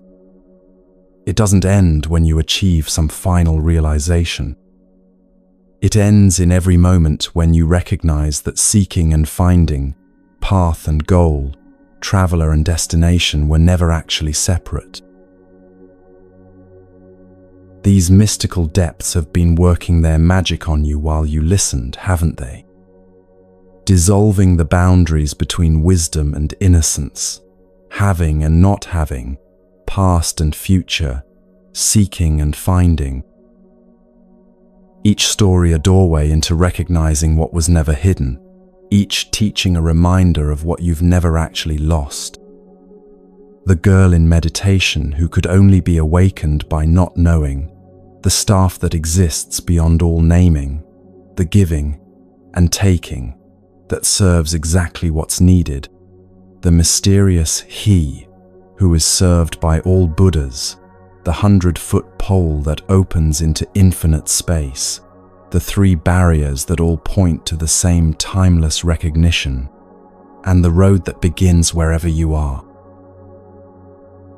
As these ancient whispers fade into the eternal silence from which they came, the deepest teachings of all are stirring in the darkness, ready to reveal the final secrets to hearts that have learned to trust mystery more than meaning, presence more than understanding, being more than becoming.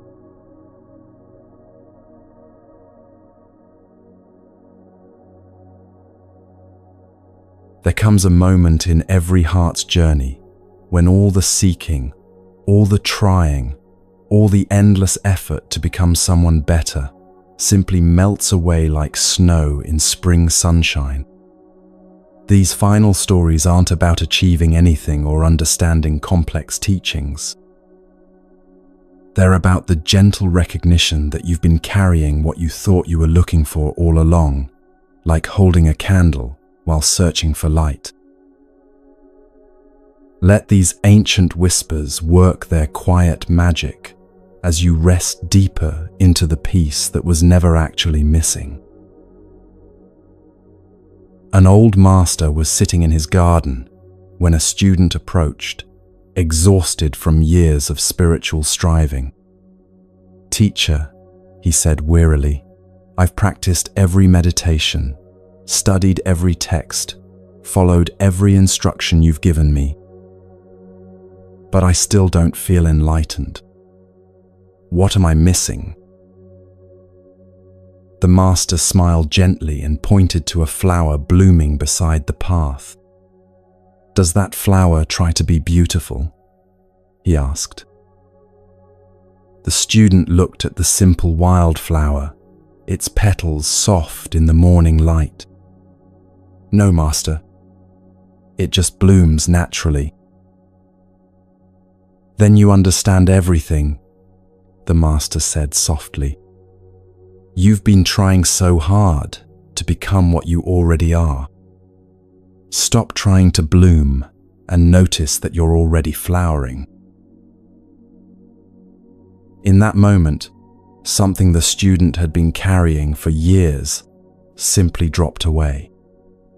The weight of becoming, the pressure of achieving, the endless sense that he wasn't enough exactly as he was.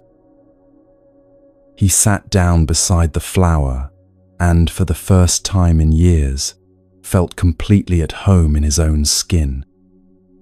No accomplishment, no realization, no dramatic breakthrough. Just the quiet recognition that he'd been perfect all along, like the flower that never doubted its right to exist. That evening, he told the master, "I finally understand why you never pushed me harder in my practice." The old teacher's eyes twinkled. Because flowers that are forced to bloom out of season always wilt quickly. Natural flowering happens in its own time, when the heart is finally ready to stop trying so hard. Maybe you know this feeling of exhaustion from trying to become something other than what you are. The relief that comes when you finally give yourself permission to stop improving and start appreciating. Like taking off shoes that were always a size too small. There's something so soothing about letting yourself be exactly who you are right now, without apology or explanation. Feel that permission settling into your body as you listen, the gentle allowance to be human without having to be superhuman. There was a woman who spent her entire life convinced she was broken and needed fixing. She tried therapy, meditation, self-help books, countless techniques to heal what she was certain was damaged beyond repair. One day, feeling particularly defeated, she sat by a lake and watched the water reflecting the sky. The surface was rippled by wind, distorting the reflection, making everything appear fragmented and unclear. "That's me," she thought sadly. Broken, distorted, unable to reflect clearly. As she sat there, an old fisherman settled beside her. They sat in comfortable silence for a while before he spoke. "Beautiful lake," he said simply. She looked at him in surprise. "But it's all choppy and disturbed," she replied. "The reflection is completely broken." The fisherman smiled. "The reflection changes with the wind, but the water itself is always perfect. Calm or stormy, clear or rippled, it's always exactly what water is meant to be.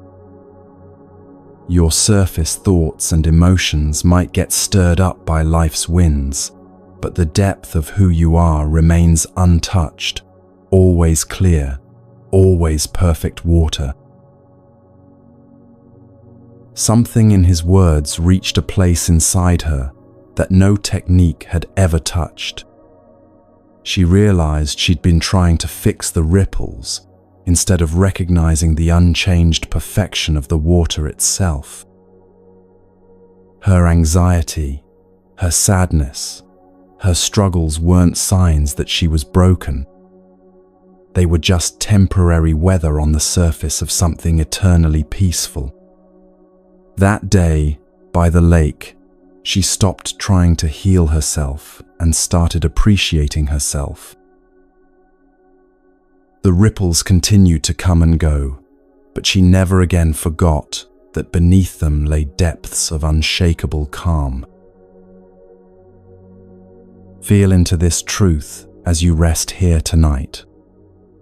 Whatever storms might be moving across the surface of your mind, whatever worries or sadness or confusion might be stirring things up, underneath it all lies something that has never been disturbed. Not because you've achieved it or earned it, but because it's simply what you are when you stop identifying with the ripples and remember the lake. A teacher was known for never giving advice, never telling people what to do, never offering solutions to their problems. Instead, he would simply sit with people in whatever they were experiencing, offering a quality of presence that somehow made everything feel workable. One day, a student asked him, "Master, why don't you ever teach us anything? Why don't you give us practices or instructions?" The teacher was quiet for a long moment before responding. "Because you don't need to learn how to be yourself," he said gently. "You need to unlearn all the ways you've been taught to be someone else." He pointed to a bird singing in the tree above them. Did anyone teach that bird how to sing? Did it take singing lessons or practice vocal exercises? The student shook his head. It sings because singing is its nature. It doesn't try to sing like other birds or worry about whether its song is good enough. It just opens its heart and lets its unique voice emerge. The teacher's eyes were soft with compassion. "You've been trained to doubt your natural song, to think you need improvement before you're worthy of being heard. My teaching is simply to sit with you until you remember that your voice is already beautiful exactly as it is." That student spent the next month not trying to learn anything new, but instead noticing all the ways she had been hiding her authentic self. The way she changed her opinions based on who she was talking to. The way she performed emotions she thought others wanted to see. The way she apologized for taking up space, for having needs, for being imperfect. Slowly, gently, she began letting these learned behaviors fall away. Not forcing anything, just no longer feeding the habits that kept her natural self hidden. Like peeling away layers of clothing she'd outgrown, she discovered someone underneath who was surprisingly comfortable just being herself. When she returned to the teacher, she was glowing with a quiet confidence. "I understand now," she said. "Freedom isn't about becoming someone new. It's about stopping the exhausting work of being someone you're not." The teacher nodded with deep satisfaction. "Now you're singing your true song," he said. "And the world is more beautiful because of it." What would it feel like to let your guard down completely right now? To stop performing or trying to be impressive and just rest in being exactly who you are, flaws and gifts all mixed together? There's something so deeply restful about authenticity, about the end of pretending, about coming home to yourself after a long day of wearing masks that never quite fit properly. A man had been carrying a heavy burden for so long that he'd forgotten what it felt like to walk without the weight. Every morning, he would pick up this enormous pack filled with regrets from the past and worries about the future, and trudge through his day bent over from the load. One evening, completely exhausted, he stopped to rest beside a stream.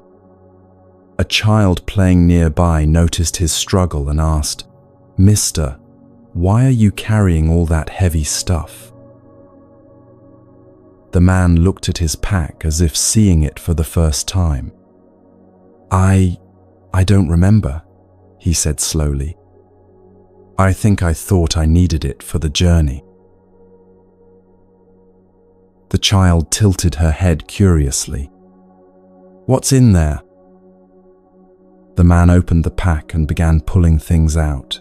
Guilt over mistakes he'd made years ago, anxiety about things that might never happen, shame about not being further along in life, fear that he wasn't good enough, worthy enough, successful enough. The child listened with innocent wonder. "But those aren't real things," she said simply. "You can't actually hold a worry in your hands or carry a regret on your back. You're carrying thoughts about things, not the things themselves."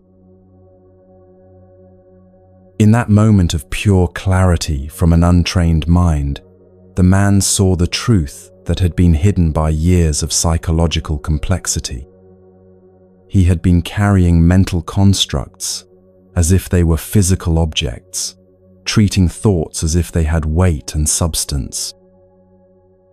One by one, he released his grip on these invisible burdens, watching them dissolve back into the nothingness from which they came.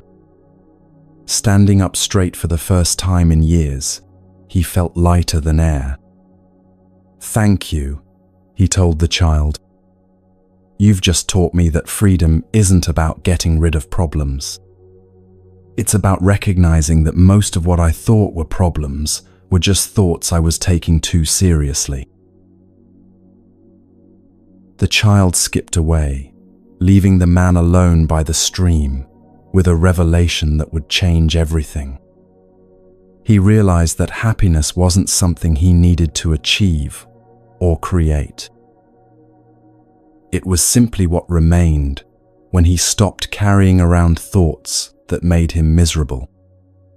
Like the sun that's always shining even when clouds temporarily block its light, joy was his natural state when nothing was obscuring it. From that day forward, whenever he noticed himself picking up the old pack of mental burdens, he would remember the child's innocent question and choose to travel light instead. What heavy thoughts are you carrying tonight that you could simply set down? Not because they're wrong or bad, but because you're tired of the weight and ready to remember what it feels like to move through life with ease. Feel the relief of letting your mental muscles relax, of no longer holding on to things that exist only in your imagination. There was a gardener who spent his whole life trying to grow the perfect flower. He read every book, tried every technique, obsessed over soil conditions and watering schedules and optimal sunlight. Despite his efforts, his garden remained ordinary, beautiful in its own way, but nothing extraordinary or award-winning. He grew increasingly frustrated, comparing his flowers to those in magazines and feeling like a failure. One day, his young granddaughter visited and wandered into the garden while he was working. She stopped in front of a simple daisy and gasped with delight. "Grandpa, this is the most beautiful flower I've ever seen." He looked at the ordinary daisy with its plain white petals and yellow center. "But honey, it's just a common daisy. Nothing special about it." She looked at him with the wisdom that sometimes comes through children's hearts. "Grandpa, it's not trying to be anything other than exactly what it is. That's what makes it perfect." In that moment, decades of striving fell away. He saw his garden with fresh eyes and realized it had always been perfect, not because it met some external standard, but because every flower was expressing its own nature completely. the roses were being roses without apology. The sunflowers were reaching toward light without self-consciousness. The weeds were growing with the same innocent vitality as the prized specimens. His garden was a symphony of authentic being, each plant singing its own note in the grand composition of life. That evening, he sat among his flowers with a peace he'd never felt before. He finally understood that the perfect garden he'd been trying to create had been there all along, waiting for him to see it with eyes of appreciation rather than judgment. The next time someone visited and complimented his beautiful garden, he would smile and say, "Thank you. I finally learned to let each flower be itself, instead of trying to make them all be prize winners." Turns out that's when the real beauty appears. Rest in this truth as you feel yourself settling deeper into sleep. You don't need to be a prize-winning version of yourself to be worthy of love and appreciation. Your authentic being, with all its imperfections and unique qualities, is already a perfect expression of life, flowering in its own irreplaceable way. Let yourself bloom naturally, without force or comparison, trusting that your particular way of being human is exactly what the world needs. An old woman lived alone in a small cottage and had grown tired of feeling lonely. She decided to get a mirror to have someone to talk to, but when she looked into it, she was disappointed. "This person looks sad and wrinkled and old," she thought. "I don't want to spend time with someone so dreary." So she tried smiling at the mirror, but the reflection looked forced and fake. She tried standing up straighter, arranging her hair differently, attempting to look younger and happier.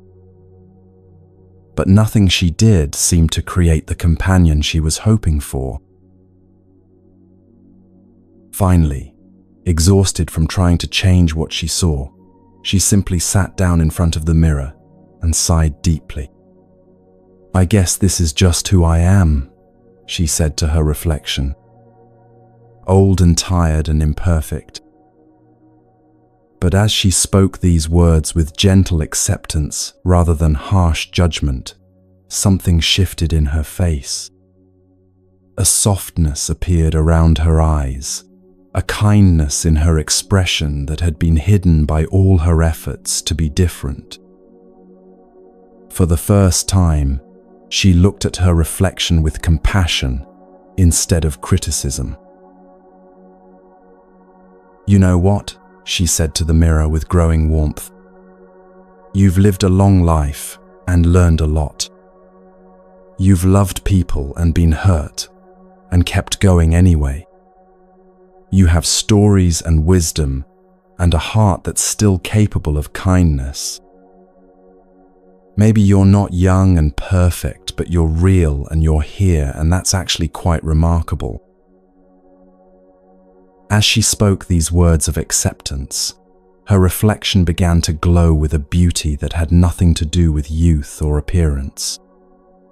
She had found the companion she was looking for all along, herself, appreciated rather than criticized, loved rather than judged. From that day forward, she never felt lonely again. Not because her circumstances changed, but because she had learned the secret of good company, treating yourself with the same kindness you would offer a dear friend. Whenever she felt critical thoughts arising, she would look in the mirror and speak to herself the way she would speak to someone she loved who was struggling. The cottage filled with warmth and laughter as she discovered that the best relationship she could ever have was the one with herself. Let this gentle teaching settle into your heart as you rest. The person listening to these words right now is worthy of the same kindness and acceptance you would offer to anyone else you cared about. You don't need to be different or better or more accomplished to deserve your own friendship. You just need to treat yourself the way love would treat you, with patience, understanding, and appreciation for the remarkable being you already are. In the final story from these ancient teachings, there was a seeker who had traveled to every holy place, studied with every teacher, tried every practice, and still felt that something essential was missing. Exhausted and discouraged, he decided to give up his spiritual quest and just live an ordinary life. He got a simple job, moved to a quiet town, and stopped trying to be anything other than a regular person, doing regular things. But something unexpected happened in this surrender. Without the pressure of becoming enlightened, he began to notice small miracles he had missed while seeking grand realizations. The way morning light touched his coffee cup, the kindness in a stranger's smile, the simple pleasure of breathing without having to make it into a meditation practice. Life became sacred not because he was doing spiritual practices, but because he was finally present enough to notice that life had always been sacred. One day, an old teacher he had studied with years before happened to pass through his town. "I heard you gave up the spiritual path," the teacher said with a gentle smile. "How do you feel about that?" The former seeker looked around at the ordinary street, the regular people going about their daily business, the simple beauty of an unremarkable Tuesday afternoon. "I didn't give up the path," he said with quiet joy. "I discovered that everything is the path when you stop trying to get somewhere else. The seeking was the only thing that was keeping me from finding what was always right here." The teacher nodded with deep understanding. "Now you know the greatest secret," he said. "Enlightenment isn't a special state you achieve. It's the natural condition you discover when you stop disturbing your own peace. Welcome home to yourself. You've been here all along." As these ancient whispers fade into the silence from which they came, feel how they've been working their gentle magic on your heart. Each story a reminder that what you've been seeking through effort is what you've always been expressing through existence. The freedom to be yourself without apology, the peace that comes from stopping the exhausting work of being someone else, the recognition that you are already the flower you've been trying to become. You are already home in yourself, already complete, already worthy of love exactly as you are. Rest here in this ultimate recognition, this gentle homecoming, this quiet end to all seeking, where you discover that what you were looking for was looking for itself all along. Let yourself be held by the ancient wisdom that has always known your perfection, even when you forgot it yourself.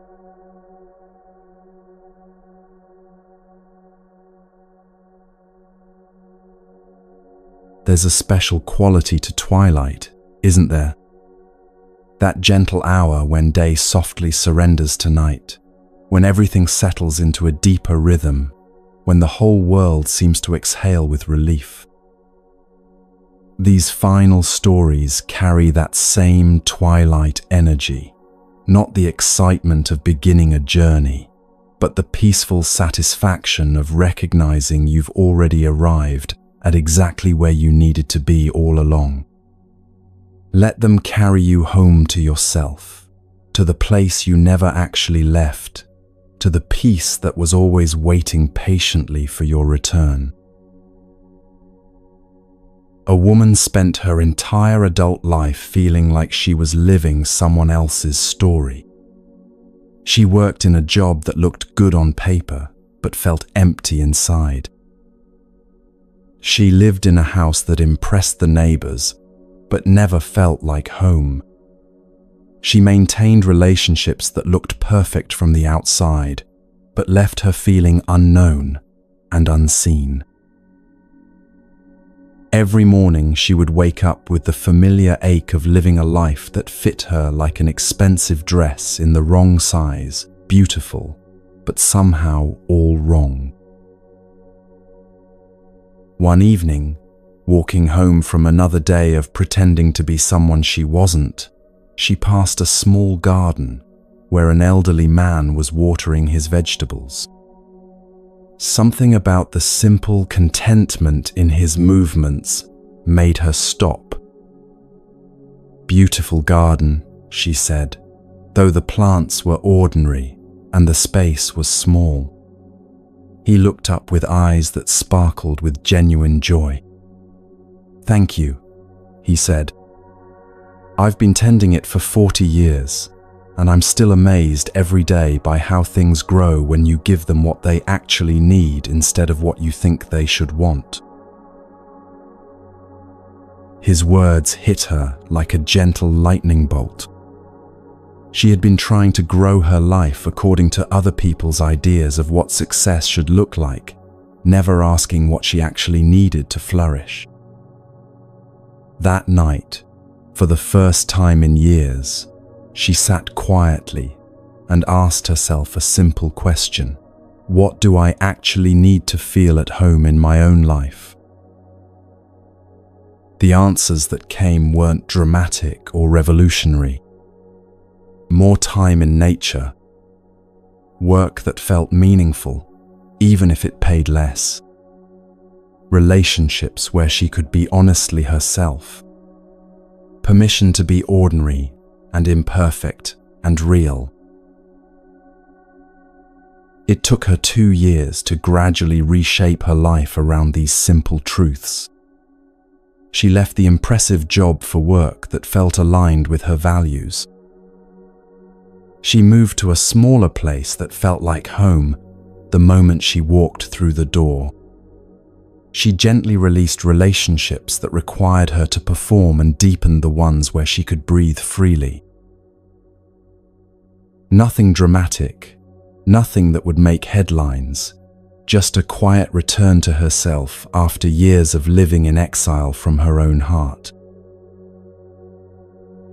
Years later, when people asked her about the changes she'd made, she would smile and say, "I didn't change my life.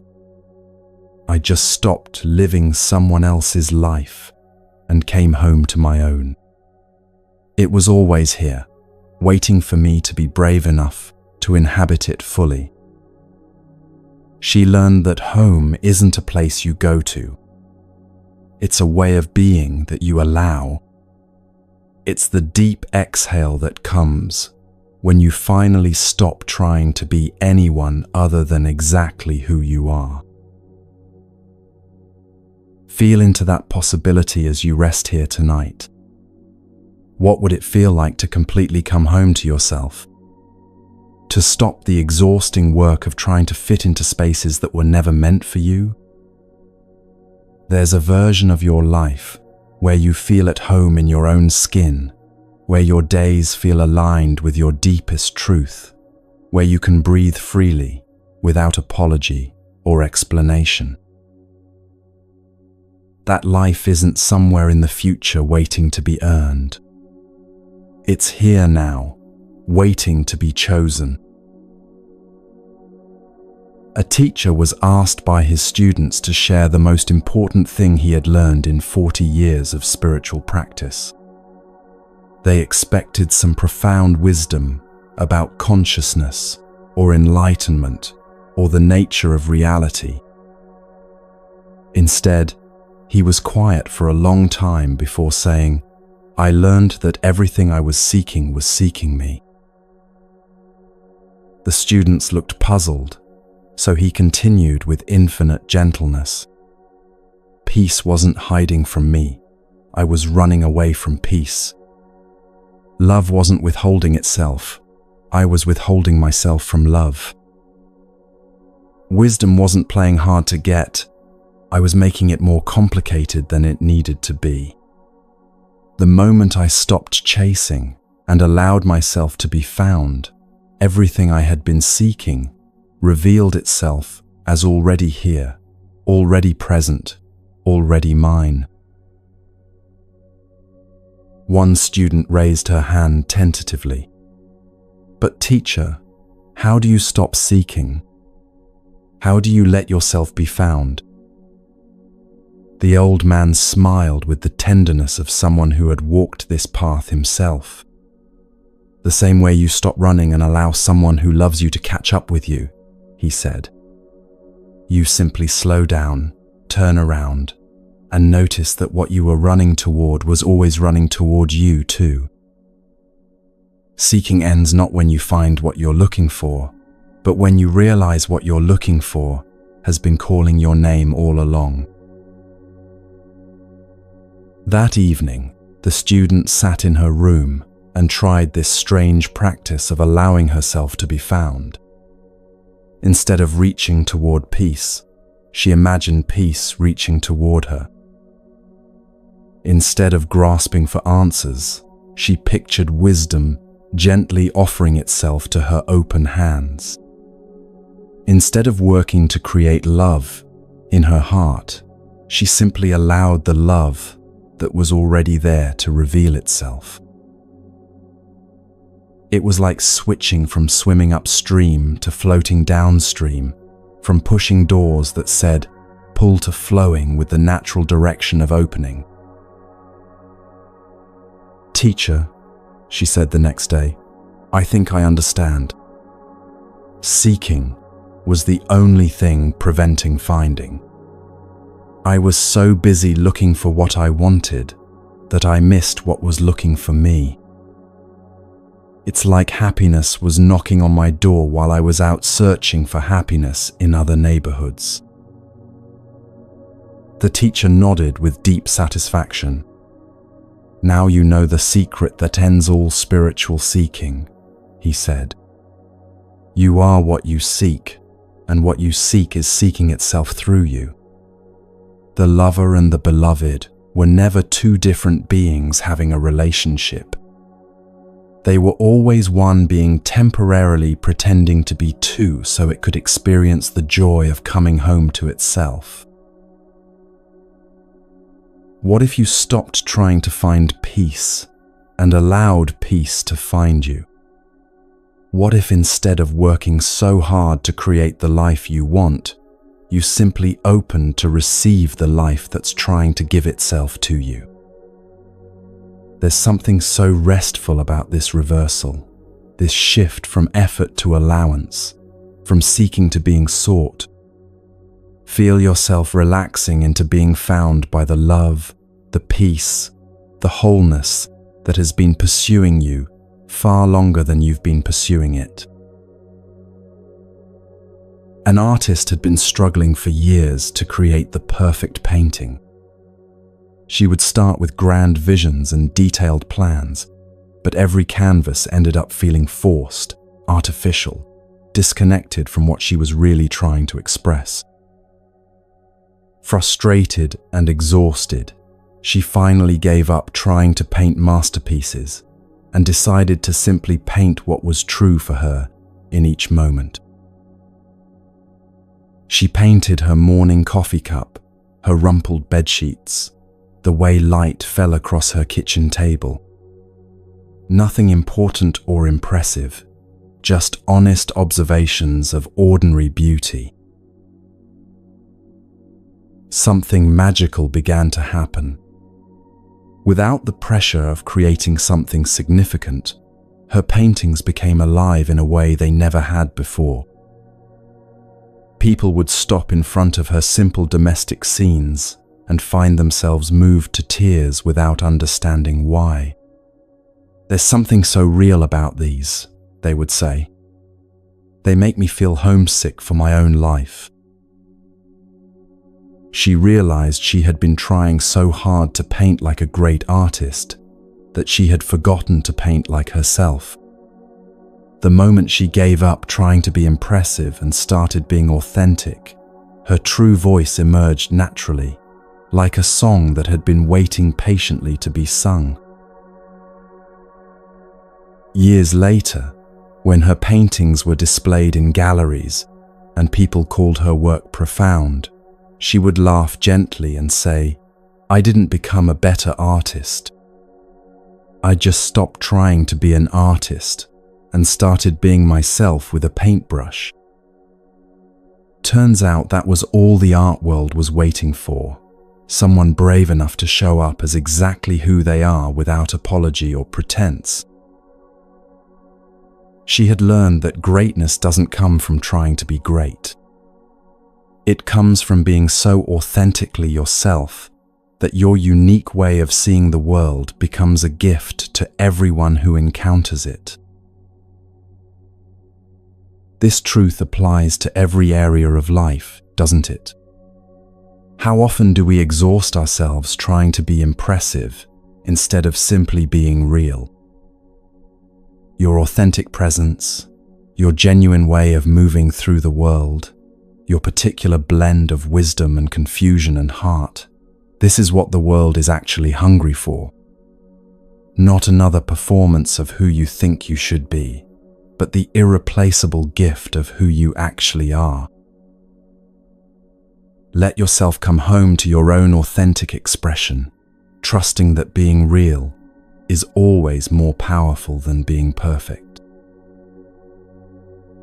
A man carried a photograph in his wallet for 20 years, a picture of a beautiful house with a garden, representing everything he thought would make him happy.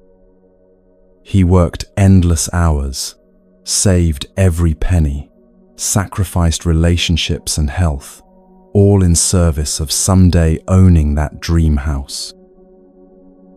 Finally, after 2 decades of struggle, he had enough money to buy the house in the photograph. But when he walked through the door on moving day, something unexpected happened. Instead of the joy and fulfillment he had imagined, he felt strangely empty and disconnected.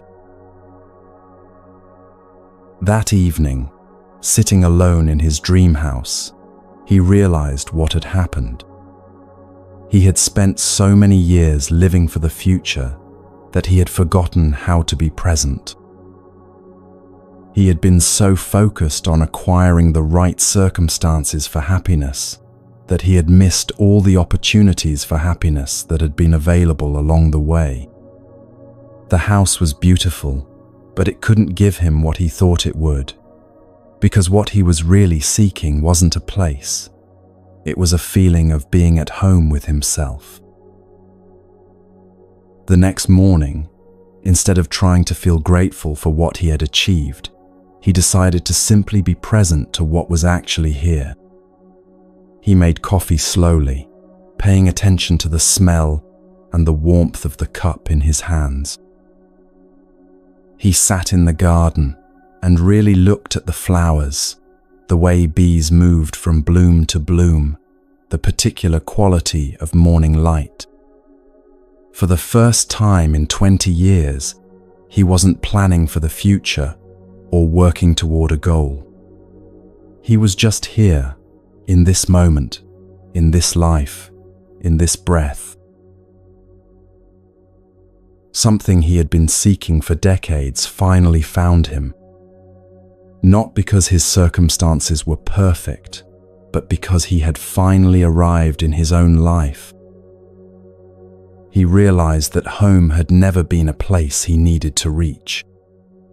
It was a quality of presence he needed to remember. The photograph had served its purpose, not by leading him to the right house, but by teaching him that no external achievement could substitute for the simple miracle of being fully present to whatever life he was already living. He kept the photograph, But now it reminded him of something different.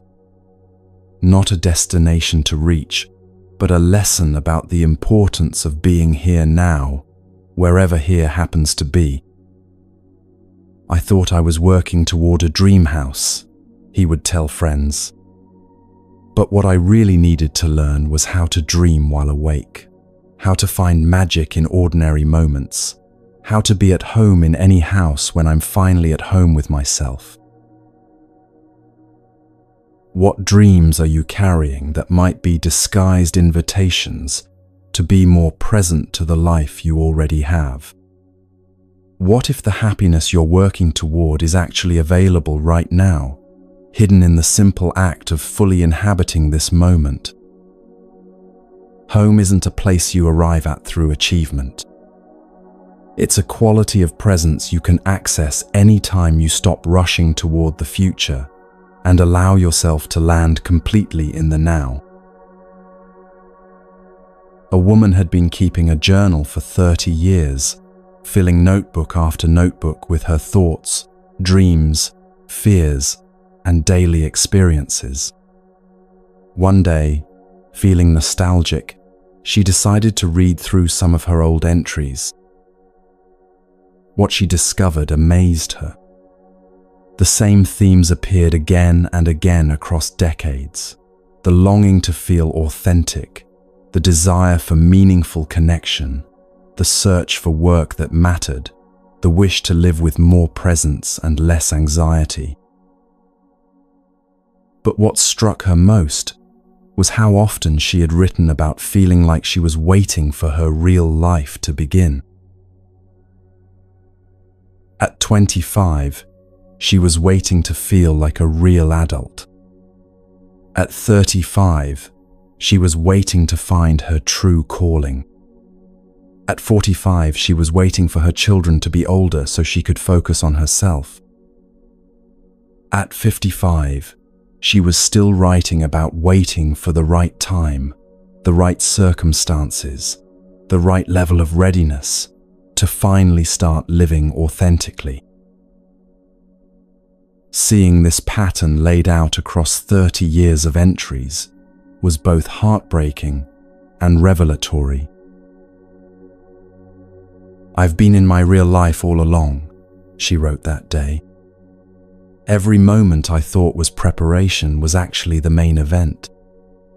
Every stage I thought was a stepping stone was actually a destination in itself. I've been so busy getting ready to live that I've missed the fact that I've been living all along." That insight changed everything. Not her circumstances. Those remained largely the same. But her relationship to her circumstances transformed completely. She stopped waiting for permission to take her own life seriously. She started treating her current stage as the real thing, rather than a rehearsal for something better. She began savoring ordinary Tuesday afternoons with the same appreciation she had been saving for special occasions. Her last journal entry from that year read, "Today I realized that the life I was waiting to live was the life I was already living. I wasn't missing anything except the recognition that this is it. This ordinary, imperfect, beautiful, difficult, miraculous existence is the real thing.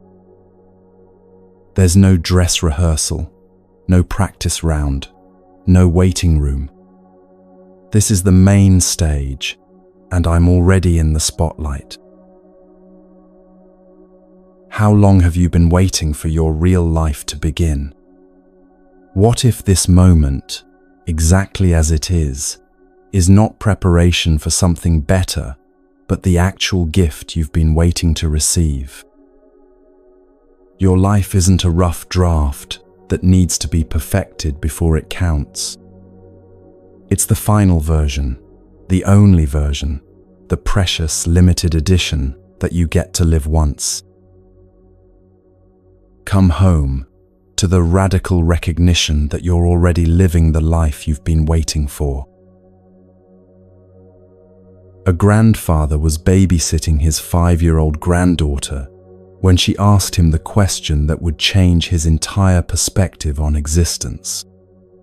"Grandpa," she said, with the serious intensity that only children can muster, "where do we live?" Thinking she was testing his knowledge, he began listing addresses. "Well, we live in this house, on Maple Street, in the town of..." But she interrupted him with a shake of her head.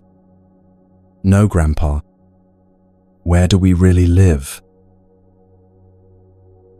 He tried again, expanding his scope. "On Earth, in the solar system, in the Milky Way galaxy." Again she shook her head, but this time she was smiling. "We live in right now," she said with absolute certainty. "This moment is our house. This breath is our home. We live in the space between yesterday and tomorrow, and that space is called today." The grandfather felt something shift in his chest as her words penetrated deeper than any spiritual teaching he had ever heard. For 70 years, he had been thinking of life as a series of destinations: childhood leading to adulthood, school leading to career, work leading to retirement. He had spent decades mentally living either in memories of the past or plans for the future, treating the present moment as a brief stopping point between more important places. But his granddaughter had just revealed the truth he had been missing. The present moment isn't a location you pass through on your way somewhere else. It's the only place where life actually happens. That night, after she had gone to bed, he sat on his porch and practiced living where his granddaughter had told him they lived. In right now, not thinking about tomorrow's doctor appointment or yesterday's conversation. Just here, in this breath, in this moment, in this simple experience of being alive on a Tuesday evening in October. For the first time in decades, he felt completely at home. Not because anything had changed about his circumstances, but because he had finally moved into the only house where life actually takes place, the eternal present moment. From that day forward, whenever he felt anxious about the future or regretful about the past, he would remember his granddaughter's wisdom and ask himself, "Where do I live?" The answer always brought him home, right here, right now, in this breath, in this moment, in this miraculous, temporary house called today. He learned that homesickness isn't about missing a place. It's about forgetting to be present to the place where you already are. Feel yourself coming home to this moment as you listen, not as a stopping point on your way to somewhere better, but as the actual destination you've been seeking all along. This breath, this heartbeat, this simple awareness of being alive, this is where you live. This is the only address that matters, the only home you'll ever need, the only place where peace has ever been found. In the final story of our journey together, there was a seeker who had spent her entire life looking for something she couldn't name. She read every spiritual book, attended every workshop, traveled to sacred sites around the world, always feeling like she was on the verge of finding what she was seeking but never quite arriving. As she grew older, the seeking became more desperate, tinged with the fear that she was running out of time to find whatever it was that would finally make her feel complete.